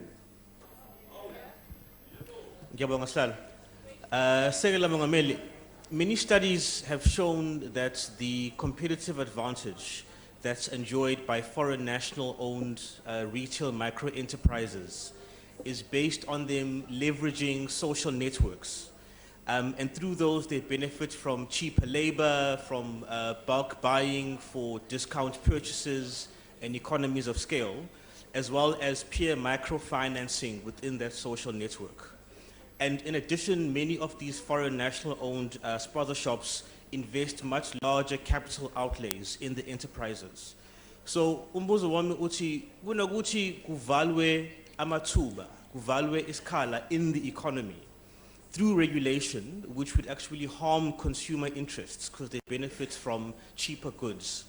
What will your government do differently to invest in business skills training, to facilitate microcredits, because the new fund you mentioned would not, at the face of it, be different from CFA, for example. Thank you, Honourable Member. Your time has now expired. Honourable Deputy President. Thank you very much. In our attempt to try and assist small businesses, we should not move away from the legal prescripts. Everything that we must do it within the acceptable legal frameworks. You will understand that for you to open a business, your business must be registered, must be known, so that inspectors from time to time can come and check your business. Whether it's a liquor outlet, you will be given some trading hours, and there will be inspectors that will come and inspect whether you're still trading according to the requirements and the agreement of your license. So it's important that much as we want to see SMMEs thriving in their numbers, we must not move away from the legislative framework. I think that has created a problem. A number of businesses that are operating now, they are not registered. First of all, we must register them, and government is ready to support these businesses financially, in terms of their management skills, to run a business, so that we avoid the high failure rate of these small businesses. Now, in the process, we are saying government presents itself as a market, but we're also mindful that government is a bad payer. Government is not paying these SMMEs on time. We are going to stand up and ensure that these SMMEs are paid on time. Because it's one thing to talk about economic growth. It's another thing when the society is standing up, working hard, putting their bit in trying to grow the economy, and they then get discouraged by the very same government that is encouraging them to grow the economy. So there are certain things that we must do right as government in order to allow for economic growth. One space is that we must attend to. We must pay our service providers on time so that we reduce the failure rate. Because if you pay them after 90 days, 100 days, they can't survive. They will close shops. Now, the acceptable time to pay these SMMEs, it's less than 30 days. I don't understand why we must stay for a long time not paying a service provider if that service has been provided. I don't understand. So I'm trying to say, everything that we're going to do, first of all, we must eliminate illegal trading because it comes with a lot of problems. We are trading with counterfeit goods, goods that have expired. That presents a problem in a community. So the best thing that we must do as government, regulate that environment. But beyond regulating, support the SMMEs. Because by supporting these SMMEs, you are supporting your economy. Thank you very much. Thank you, Honourable Deputy President. Honourable members, we now get to question number 12 that was asked by the Honourable M.G. Mashlaule to the Deputy President. The Honourable Deputy President. Thank you, Honourable Chair.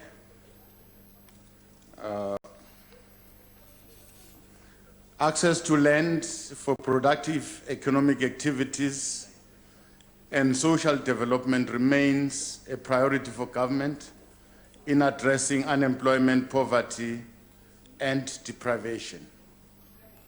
There is a moral obligation on the side of government to reverse the legacies of dispossession and skewed patterns of land ownership, which continue to engender and deepen inequalities in the distribution of wealth in our society. To accelerate land reform, government has prioritized intervention measures that will unlock land for redistribution to support agricultural production, human settlement, and industrial development.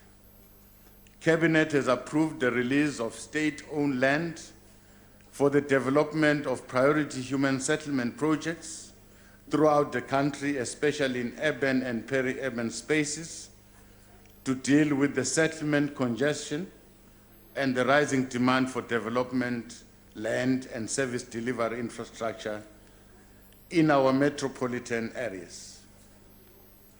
More importantly, government land released for integrated and sustainable human settlement will have to address the demand for the development of industries, business support infrastructure in close proximity to where our people live. The process for the identification, profiling, and land use assessment of available state-owned land has been concluded. The policy setting out beneficiary selection and allocation criteria is currently being reviewed and enhanced to ensure that fairness, equity, and transparency in the redistribution process is carried out in a fair manner. This policy will be finalized by the end of November this year. As we have mentioned before in this August House, we are continuing to engage with farmers, business, and institutions wishing to donate land to advance land reform objective. In this regard, government is finalizing the land donation policy to guide the process and transactions involving land donation by companies and non-state institutions. This policy will be concluded also by the end of November. Through the work of the Land Claim Commission, we're expediting the finalization of our outstanding claims on government-owned land to ensure that it's available for redistribution.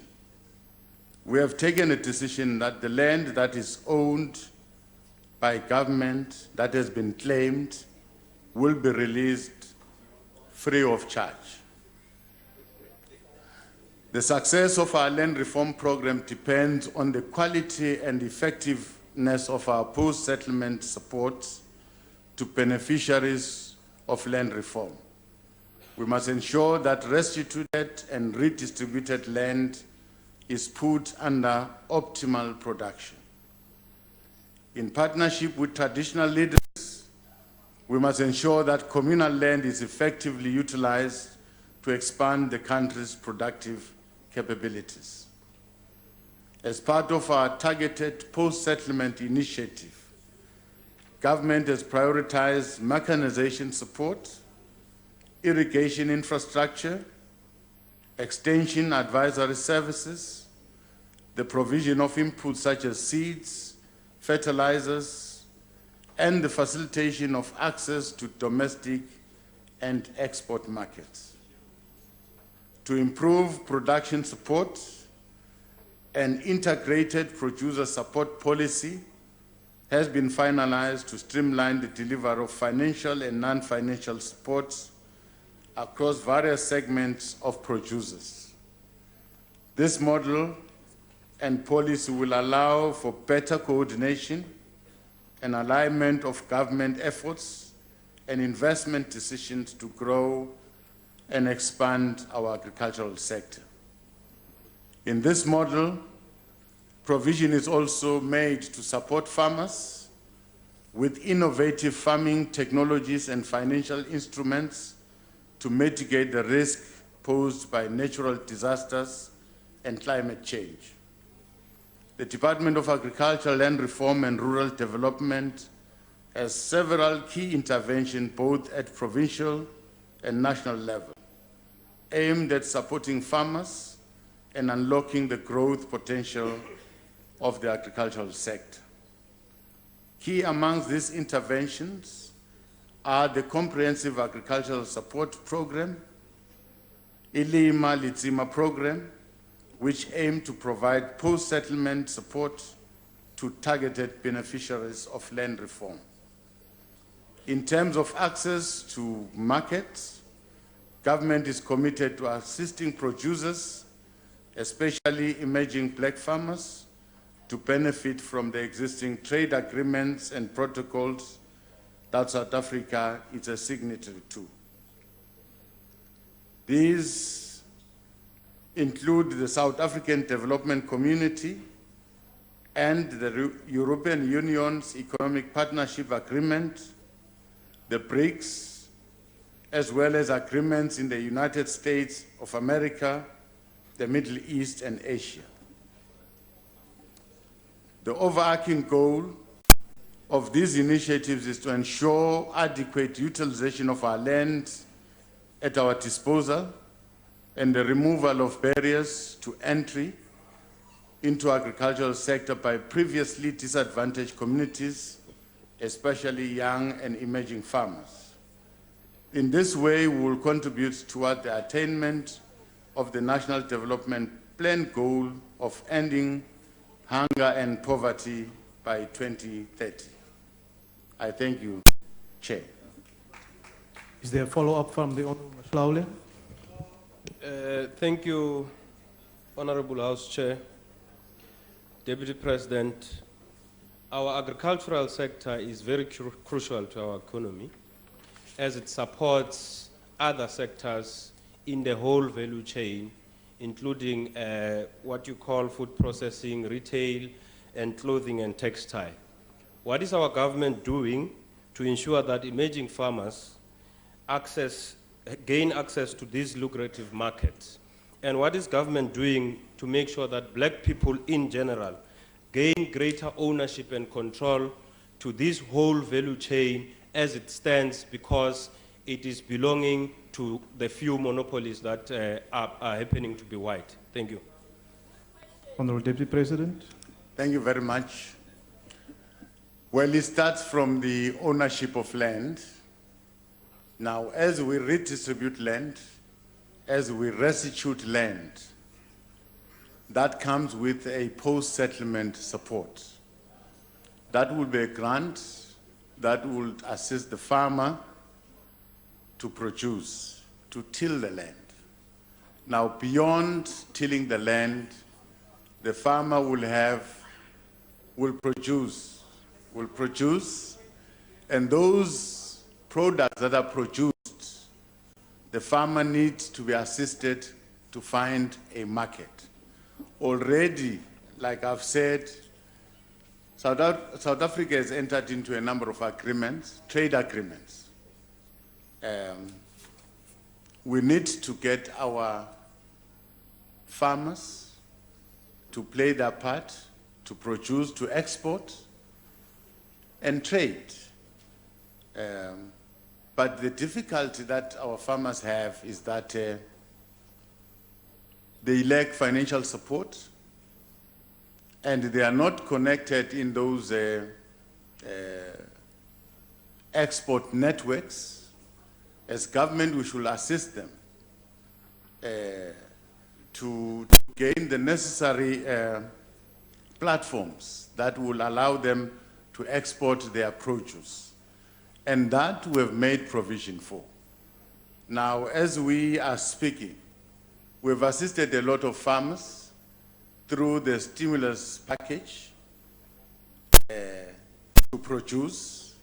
Those who are doing stock farming, they are exporting meat. Production in terms of crop farming has been hampered by the rainfall.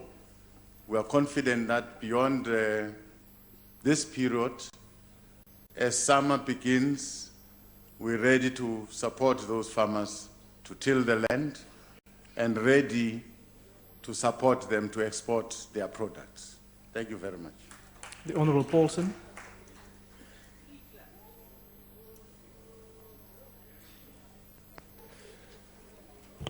Thank you, Chairperson. Thank you, Deputy President. Deputy President, you tell a good story, but the reality is something very different. One of the major failures of land reform is that even the little land that gets distributed to blacks ends up in the hands of MK veterans or others aligned to the ANC. And you know, the MK veterans, very few of them even know a pitchfork from an AK-47. The gatekeeping and patronage networks at play are inimical to any prospect of a successful land reform program. Can you commit today that you will use your authority to make public a complete database of all the beneficiaries of proactive land acquisition strategy, indicating which beneficiaries are using land in a productive manner, what support they have received from government, and how many of them are servicing their lease agreements? Thank you very much. Honourable Deputy President. Thank you very much. Everything that we're going to do as the Interministerial Committee will be transparent. The criteria to redistribute land will be transparent. Why are we selecting certain people that will benefit from that land release? It will be transparent. And we are very happy to release a register of all people that have benefited from our land reform process since 1994. We've made progress, not enough to celebrate about. That is why we discussed this matter here to say, probably to fast-track our land restitution program, we must look at the option of expropriating land without compensation, which is one instrument of pursuing land reform. But we must say here that as government, we are going to proceed with restitution. With the amount budgeted for in this current financial year, we are going to continue to procure land and restitute it to those who have claimed it until you resolve the question here about Section 25 of the Constitution.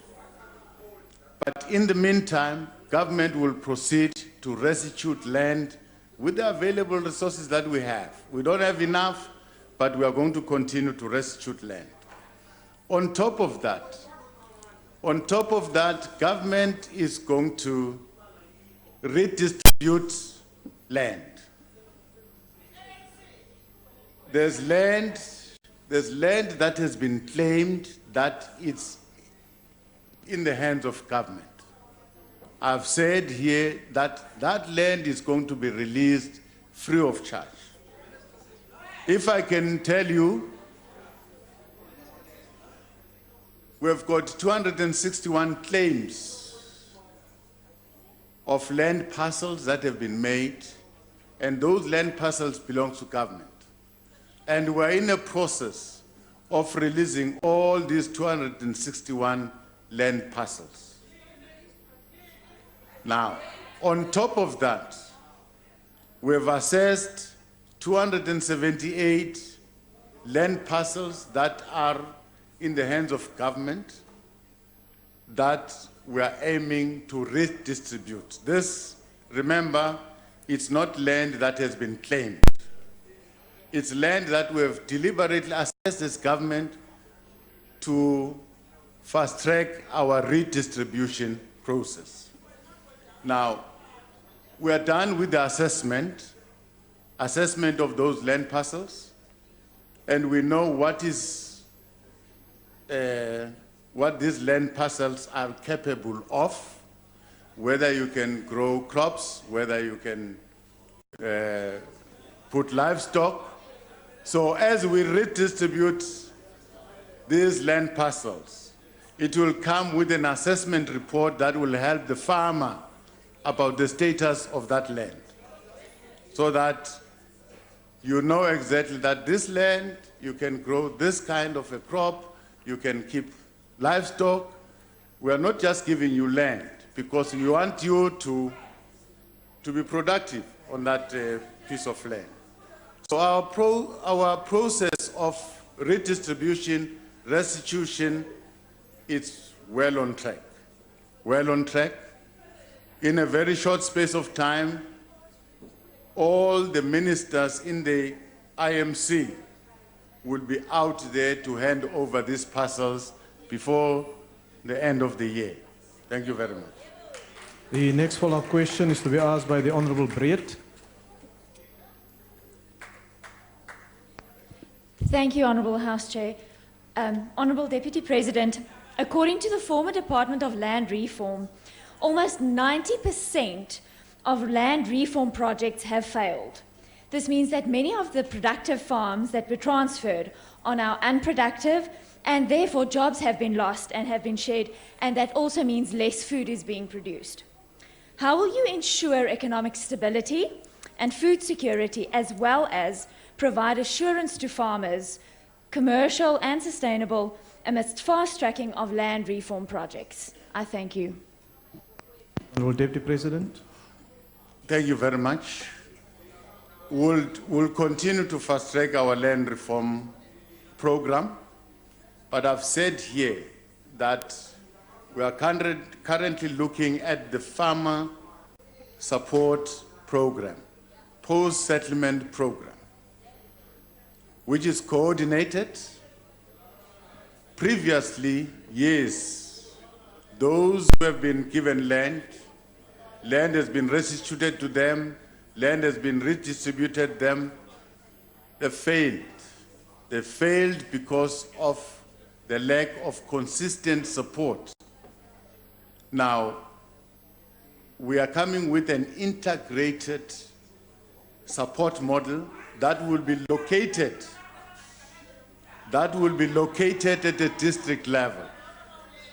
We are trying to follow this same model of a district. We think it's closer to the farmer, but that is where all our support is going to be located.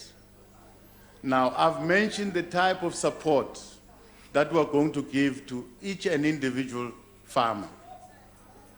Recently, I've visited farmers in the Northern Cape. Now, currently, we're supporting those farmers. We've realized the problems that are experienced by these farmers, the droughts, their cattle dying. We immediately came up with interventions on the spot to supply fodder, to ensure that land is made available to the provincial government so that they can continue to plant fodder and increase their fodder bank to support these farmers. So we are going to continue. This is not a well-coordinated intervention, but we're going to locate the intervention at a district that will be permanent. Farmers will be supported on a permanent basis to produce. So we are coming up with a support model that will be permanent, that will be known by farmers. All farmers that are getting support from that center will be registered. Thank you very much. The next follow-up question is to be asked by the Honourable Steyn. Thank you, House Chairperson. Deputy President, the DA supports the efforts to release state land for land reform purposes. This is long overdue and something that we have been called in for. My concern, however, is with the second part of the question relating to economic participation in the agricultural sector. Are you aware of all the forensic as well as SIU investigations currently ongoing in the two departments, that's land reform and agriculture? This is because of irregularities or stealing regarding use of state funds that was budgeted towards farmer support. The SIU investigation into the Comprehensive Agricultural Support Program, forensic investigation into the Strengthening Relative Rights of Farm Workers Program, Recapitalization and Development Program, the 3.9 billion rand as announced by President Mabuza for blended finance was put on hold already in April this year. So the difficulty that our farmers have is the mismanagement of funds in the department. Honourable Member, your time is expired. What are you going to do about that? Honourable Deputy President. Well, we are going to try very hard, working close with the Department of Agriculture, with the Minister, to ensure that all the resources that are meant to support farmers, they eventually reach their destination. This is what we're going to do. We're going to visit each and every support platform where we're supporting farmers, the monies that we're supporting farmers, and we're going to visit these projects to see for ourselves whether the farmers have received the money. So we'll minimize wastages and the outflow of money through corrupt practices. Well, the investigations, they must continue. These were sanctioned by the President because there were complaints that were written to the President to say there's this and this and this happening, and we support those investigations. Whoever will be found guilty, I guess the law must take its course. But with the new farmer support model, we are going to try our best to insulate it from corrupt practices. Thank you very much. Thank you, Honourable Deputy President. Honourable Members, that concludes questions to the Deputy President. I would like to thank the Honourable Deputy President for his replies. Thank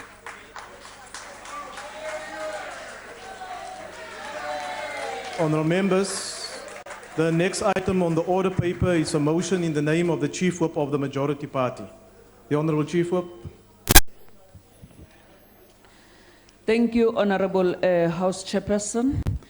I move that the House suspends Rule 139, subsection 1, which provides inter alia that questions to the Deputy President must be scheduled by the Programming Committee in accordance with Rule 210 for a question day once per month during session time, in order to conduct a second question session for the Deputy President on Tuesday, the 22nd of October 2019. I so move. I now put the motion. Are there any objections? No objections. Agreed to. The last motion on the order paper is also in the name of the Chief Whip of the Majority Party. Honourable Deputy Chief Whip. Thank you, Honourable House Chairperson. I move that the House notes that during the 2016-2017, the Executive Authority received a number of allegations, including allegations of financial misconduct leveled against the Secretary to Parliament, Mr. G.M. Mgidlana, who is also the accounting officer. On the 25th of May 2017, the Executive Authority requested the Audit Committee to promptly investigate the allegations, including the allegations of financial misconduct, as they are obliged to do by Section 67, subsection 2A of the Financial Management of Parliament and Provincial Legislature Act number 10 of 2009, FMPPLA. On the 9th of June 2017, the Secretary to Parliament was placed on a special leave in order to allow investigation of the matter by the Audit Committee. On the 27th of October 2017, the Audit Committee recommended that the disciplinary action be considered against the Secretary to Parliament. The Executive Authority instituted disciplinary proceedings in accordance with the applicable procedures as required by Section 67, subsection 2B of the FMPPLA. Disciplinary charges were served on the Secretary to Parliament on the 1st of February 2018, and hearing was scheduled to commence on the 12th of February 2018. The Secretary to Parliament was charged with 13 counts of serious misconduct, and on the 30th of August 2019, a disciplinary hearing presided over by the external chairperson found him guilty on the following charges, namely that he was guilty of serious misconduct by accepting an ex gratia payment for himself and by recommending to the Executive Authority that certain employees listed in the charge sheet were also eligible for the ex gratia payment. 2, he was found guilty on serious misconduct by allowing his spouse to travel with him at Parliament's expense during the times and to the events listed in the charge sheet. 3, guilty of abusing the Parliamentary Protection Services driving function to provide driving services for a relative and his spouse in violation of the travel policy.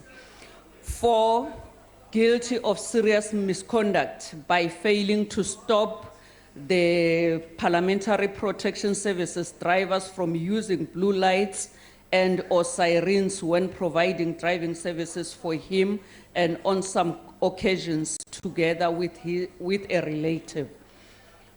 5, guilty of serious misconduct for chairing a special bid adjudication committee. 6, guilty of serious misconduct by appointing a chief information officer in circumstances where she did not meet the minimum requirements for the position. And 7, guilty of misconduct for having used Parliament's corporate credit card on the dates and in respect of the amounts contained in the charge sheet in violation of the policy on corporate credit card.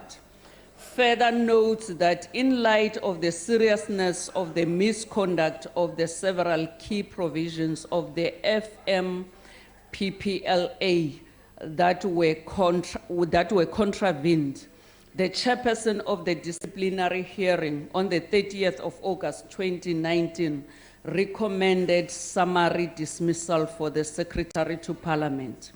The House must accept the findings, that the House accepts the findings of the disciplinary hearing and the recommendation of the chairperson of the disciplinary hearing and resolves that the Secretary to Parliament be dismissed summarily and his contract of employment be terminated with immediate effect. I so move. Thank you, Honourable Deputy Chief Whip. I now put the motion. Are there any objections? Day wants to make a declaration. No, I'm still busy. There are no objections. However, I've been informed that there are requests for declarations of vote. In terms of Rule 108, Honourable Member Mhlongo, you must read the rules that when the presiding officer addresses the House, you must listen to what is going to follow. I do not need your interjections. It's uncalled for.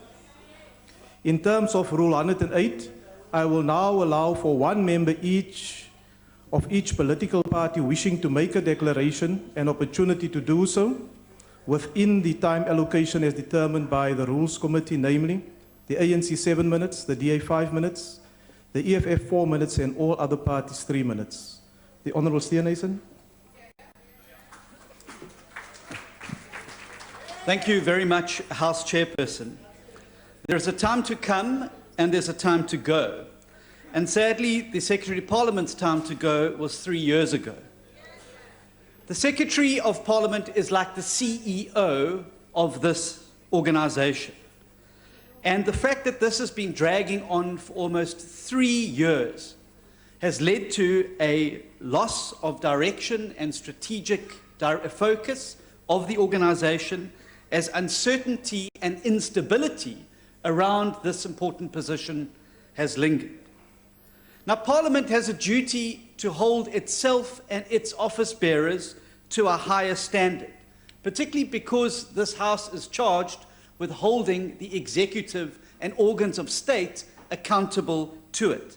That means that there is a higher duty to hold ourselves to a higher standard. We can't do this credibly if we don't take appropriate action timeously against office bearers of this Parliament in an effective way. Oversight and accountability can't be nice words that we put on the steps coming into the House if we're not prepared to practice them in everything that we do. That being said, there is a quote that says, "It's never too late to do the right thing," unquote. And this is the right thing for us to be doing as this House. And where I do think that the new Speaker and the new Executive Authority need to be commended and congratulated and supported by us voting for this today, is that it would have been very easy for this House just to let Mr. Mgidlana's contract come to an end, as it does in November this year, and to quietly let him slink off to another government sinecure in a cushy office somewhere. But the Speaker and the Executive Authority and Parliament is sending a very clear message out that we're not going to allow Mr. Mgidlana, given the serious gravity of the charges that he's been found guilty of, to slip off into the night into another cushy job, and that he is going to be dismissed by Parliament as a result of his action.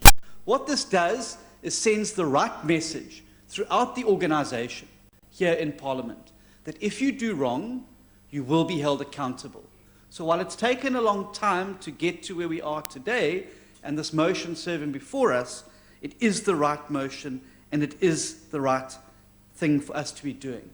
And hopefully, this organization can close this chapter and to start to heal itself and start to move forward to build a better Parliament, of which we as members can all be proud, but most importantly, of which the people of South Africa can be proud. Thank you. Thank you, Honourable Member. The Honourable Mente.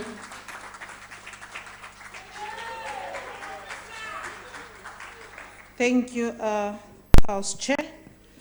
House Chair, we couldn't agree 100% more as the EFF. This has come far much later than we expected it to be. But in any case, it was expected that it can be delayed until his term comes to an end. This is in actual fact not a dismissal, but another golden handshake, because this person was charged more than 3 years ago, yet the finalization of the charges only came exactly at the end of his term, which doesn't make sense for us.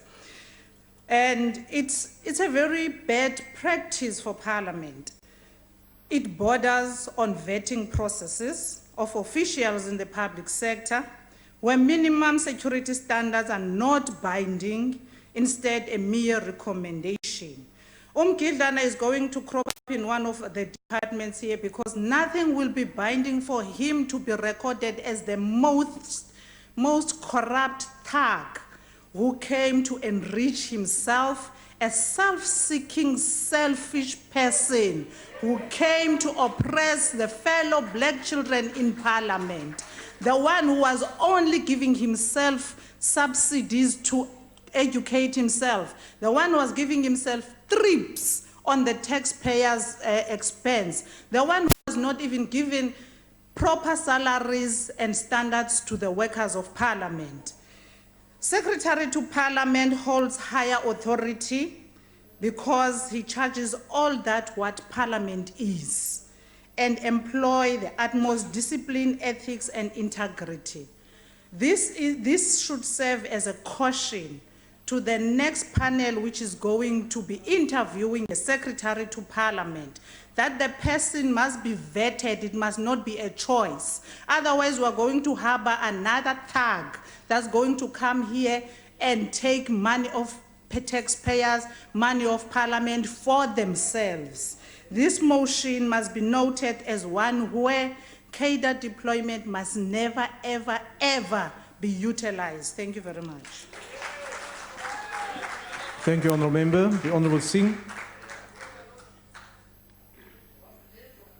Thank you, Honourable Chairperson. The serious allegations against Mr. Mgidlana and subsequent findings has caused embarrassment for all of us as an institution. Parliament is meant to work against corruption and abuse of power through oversight and formulation of legislation. Unfortunately, the findings of misconduct, abuse of power and misuse of funds against a senior member of this institution does not reflect well on Parliament's public image. Honourable Chairperson, this is not the first time that we as Parliament have had to sanction the removal of a Secretary of Parliament. It's the second time. And there must never be a third time. And the reason lies in how some of these officials are appointed to their posts. And Honourable Mentor spoke about cadre deployment, and I want to agree. Some of the honourable members who were here in the 5th Parliament will know how this gentleman was protected by somebody in high office, sitting right behind me. When allegations were made against the Secretary to Parliament, not the particular chairperson, but sitting in the same seat, when allegations were made, particularly by Nahal, about some of the shenanigans that the Secretary to Parliament was involved in, it fell on deaf ears. But now the truth has prevailed, and they say the truth shall prevail. Therefore, we welcome the disciplinary inquiry. We welcome the fact that they recommended that the Secretary to Parliament should be removed from office. It has come late, as Honourable Mentor said, but better late than never. But it also brings into question, Honourable Chairperson, the long delays to deal with such cases. Now, we know that due legal process has to be followed, but it's over 2 years that this gentleman has been receiving a salary and has been a drain on the fiscus. And if you look at the public service, there are many more cases such as this, where people have been suspended with full pay and the cases take a long time to finalize. I think we as Parliament have a responsibility and a duty to ensure that there is some way to shorten this process so these elements can be out of our system and not be a drain on us as a fiscus.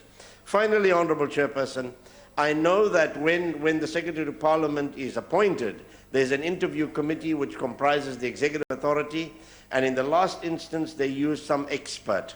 I believe the time has come when members of Parliament from different political parties, together with the executive authority and these experts, must form this panel. In that way, there can be a better view, and there will not be a chance for cadre deployment, hopefully, and we can get a person that we can trust and that will hold this institution in high esteem and regard. We support the motion. Thank you very much. Thank you, Honourable Member. The Honourable Swart. And thank you for the correction, Honourable Singh. Thank you, House Chair. House Chair, the ACDP supports the motion on the order paper, and it is crucial that Parliament, which manages and appropriates public finances, sets itself a much higher standard. We exercise oversight, and the question in Latin is quis custos custodiet, who guards the guards. So if we set in a certain standard, we must apply that same standard as well. And it is crucial that we need to ensure that taxpayers' funds are dealt with in a transparent, responsible and accountable fashion. The other speakers have already alluded to the fact that the disciplinary processes took a long time. We in the ACDP agree. It is a shame that this process goes back to 2016, and that the legal process took almost 2 years to conclude. And it is an issue which is across the whole public sector. That is something that we do experience, these delays where public officials are suspended on full pay. And we're now sitting with the situation here that the contract has almost come to a conclusion. We share the sentiments and the congratulations and commendations to the Speaker and the NCOP Chair for not allowing this just to run the 10 weeks that are left of the contract, and to send a very strong message that the disciplinary action has been concluded and that this Parliament will support the findings of the disciplinary hearing. Lastly, we would also support the study of the evidence and the findings of the disciplinary action to see whether there is evidence that could be the basis for criminal action and civil action to recover those funds that have been taken. We believe not only the disciplinary action, but further action should be taken to recover the ill-gotten gains. The ACDP will support this motion. I thank you. Thank you, Honourable Member. The next speaker is the Honourable Machau.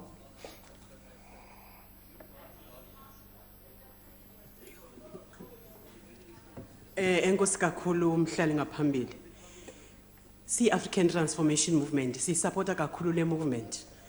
Le motion ibekwe apha phambi kwethu yi-African National Congress Chief Whip. Into esiyithethayo ke kwakhona sithi i-vetting is of vital importance.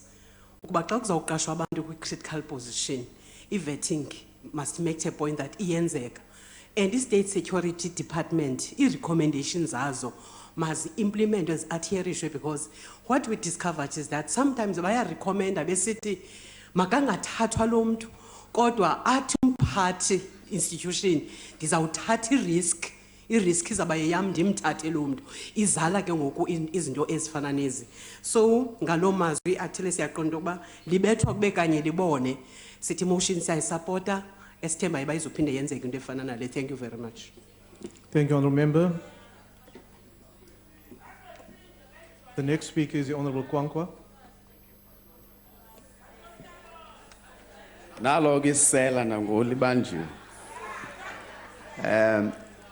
House Chair and Honourable Members, we indeed, as the United Democratic Movement, we support the motion.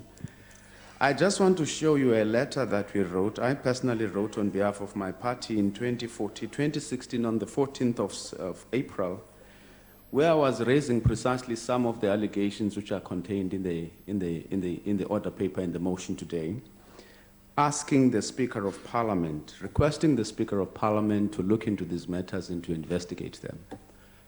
The Speaker of Parliament at the time responded by saying they were going to look into the matter, and a month and a half later there was a budget vote, here, budget vote 2, where she exonerated Mgidlana of any wrongdoing at the time. And I was very upset in that debate, because at the time what was happening is precisely what Honourable Singh cited earlier to say, how workers raised these issues consistently, they were ignored. They were beaten up by the police outside, tear gassed for raising these irregularities and the corruption that was taking place, because the Speaker to Parliament at the time, rather not the Speaker to Parliament, the Secretary to Parliament was getting protection from some people in the executive authority. As we celebrate this victory, long overdue victory, we have to take steps to ensure that this doesn't happen again. I want to make another example and say, immediately after I wrote this letter to the Speaker and started making noise, I was accused by the very same arrogant executive management of Parliament of being naive, of not understanding governance issues. And I was called for an interview to say, do I want to respond? I said, but a Secretary to Parliament is my employee. Under no circumstances can I argue with the Secretary to Parliament or his executive management in the media. The person that we're supposed to be speaking to was the Speaker and the Executive Authority of Parliament. It's these governance issues that we must sort out. The other issue was, immediately after I raised the issue, then because the Secretary to Parliament is the accounting officer of the funds that we received, they started trying to find reasons why they could withhold money from the UDM, the quarterly allocation. I raised this issue as well, and I said, why am I being expected to present myself to the office of my employee and explain the financials of the UDM? Why am I not being called by the Executive Authority of Parliament to do so? Galamandla sibanika bantu sibaqeshile baphinde babe ngathi basiqeshile. And yazi noba niphatha njani nilawula you are a government in office but not in power. Because kutheni leto sizawuphinde ngosibizwe sibizwa ngabantu sibaqeshileyo. Naxa kwi-study tours, I raised this issue and said, sikhaphe Executive Authority of Parliament on a study tour, but bangathi ngabona abantu bayi part of the delegation. Uyawukhwela itaxi, Mgidlana wayikhwela iBenz zodide China. Member, your time is now These are the expired. problems you must address ngabe siyilungisele lento amasela. The next speaker is the Honorable Chaisa. Thank you very much, Chairperson. Also, as AIC, we support the motion. It cannot be correct now that we can keep thieves in our system and departments and in Parliament. We are happy, therefore, that this has come to an end. And there are many of these instances that should be looked into, so that now these happenings now may be kept or prevented from happening. We should be a government now that is always against corruption, and we should also see the corruption when it is coming out about to happen. Then we should be proactive and prevent it from happening. So when these instances are reported, so we should take action immediately. We should not wait. Rather, we should not wait until there's a lot of damage that has been caused. I wish that I can even speak now about other parties, rather other monies that are being allocated to us as political parties. I think next time now we should talk about this, because there are monies that are being allocated to us. They must also be looked into how are we using these monies. Otherwise, I support the motion. Thank you very much. Thank you, Honourable Member. The next speaker is the Honourable Madisha.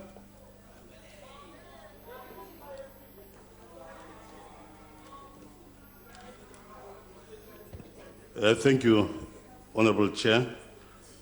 That it has been proven that the said culprit committed what has been put before Parliament today gives scope reason to agree with the motion wholly.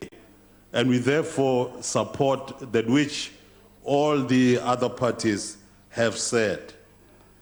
There is this thing that is called a cadre deployment. That must end, and only persons with capacity and honesty must be given work to serve South Africans. I want to emphasize that it is not happening only at the national level. Even in the provinces, the same thing is happening. And that is a major, major problem. And the monies, the funds, money that must go to the people of South Africa, the working class and the poor people, is actually just disappearing like that. And that is a very serious problem. Now, I want to refer to one of the departments at this level, a chairperson, which instead of employing the number of persons that it was to employ, and that is 80, that department, and members know, has gone on to employ about 500 people.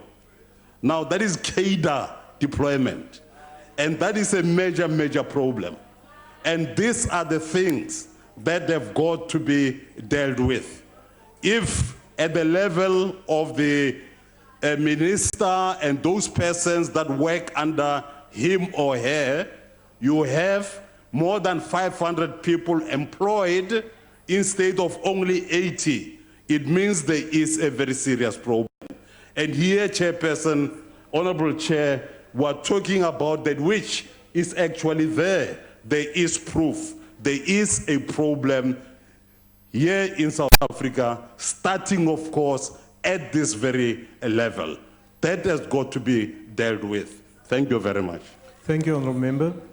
The next speaker is the Honourable Deputy Chief Whip of the Majority Party. Thank you, Honourable House Chairperson.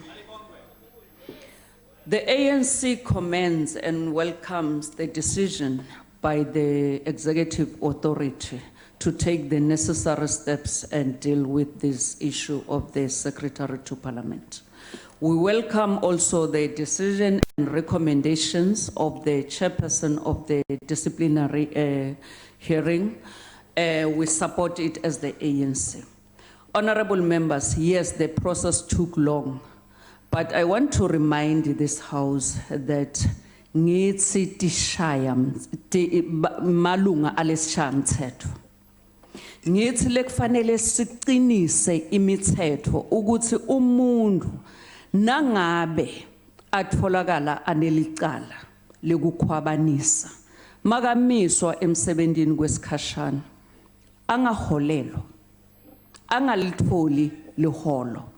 Siqinise futhi lemthetho ukuthi mase futhi kulandzelwe yonke lemigomo lekufanele ilandzelwe.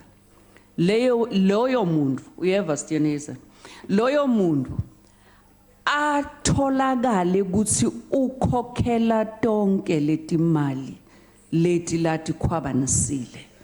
Ngoba sonke sihleti la sibhadala intsela.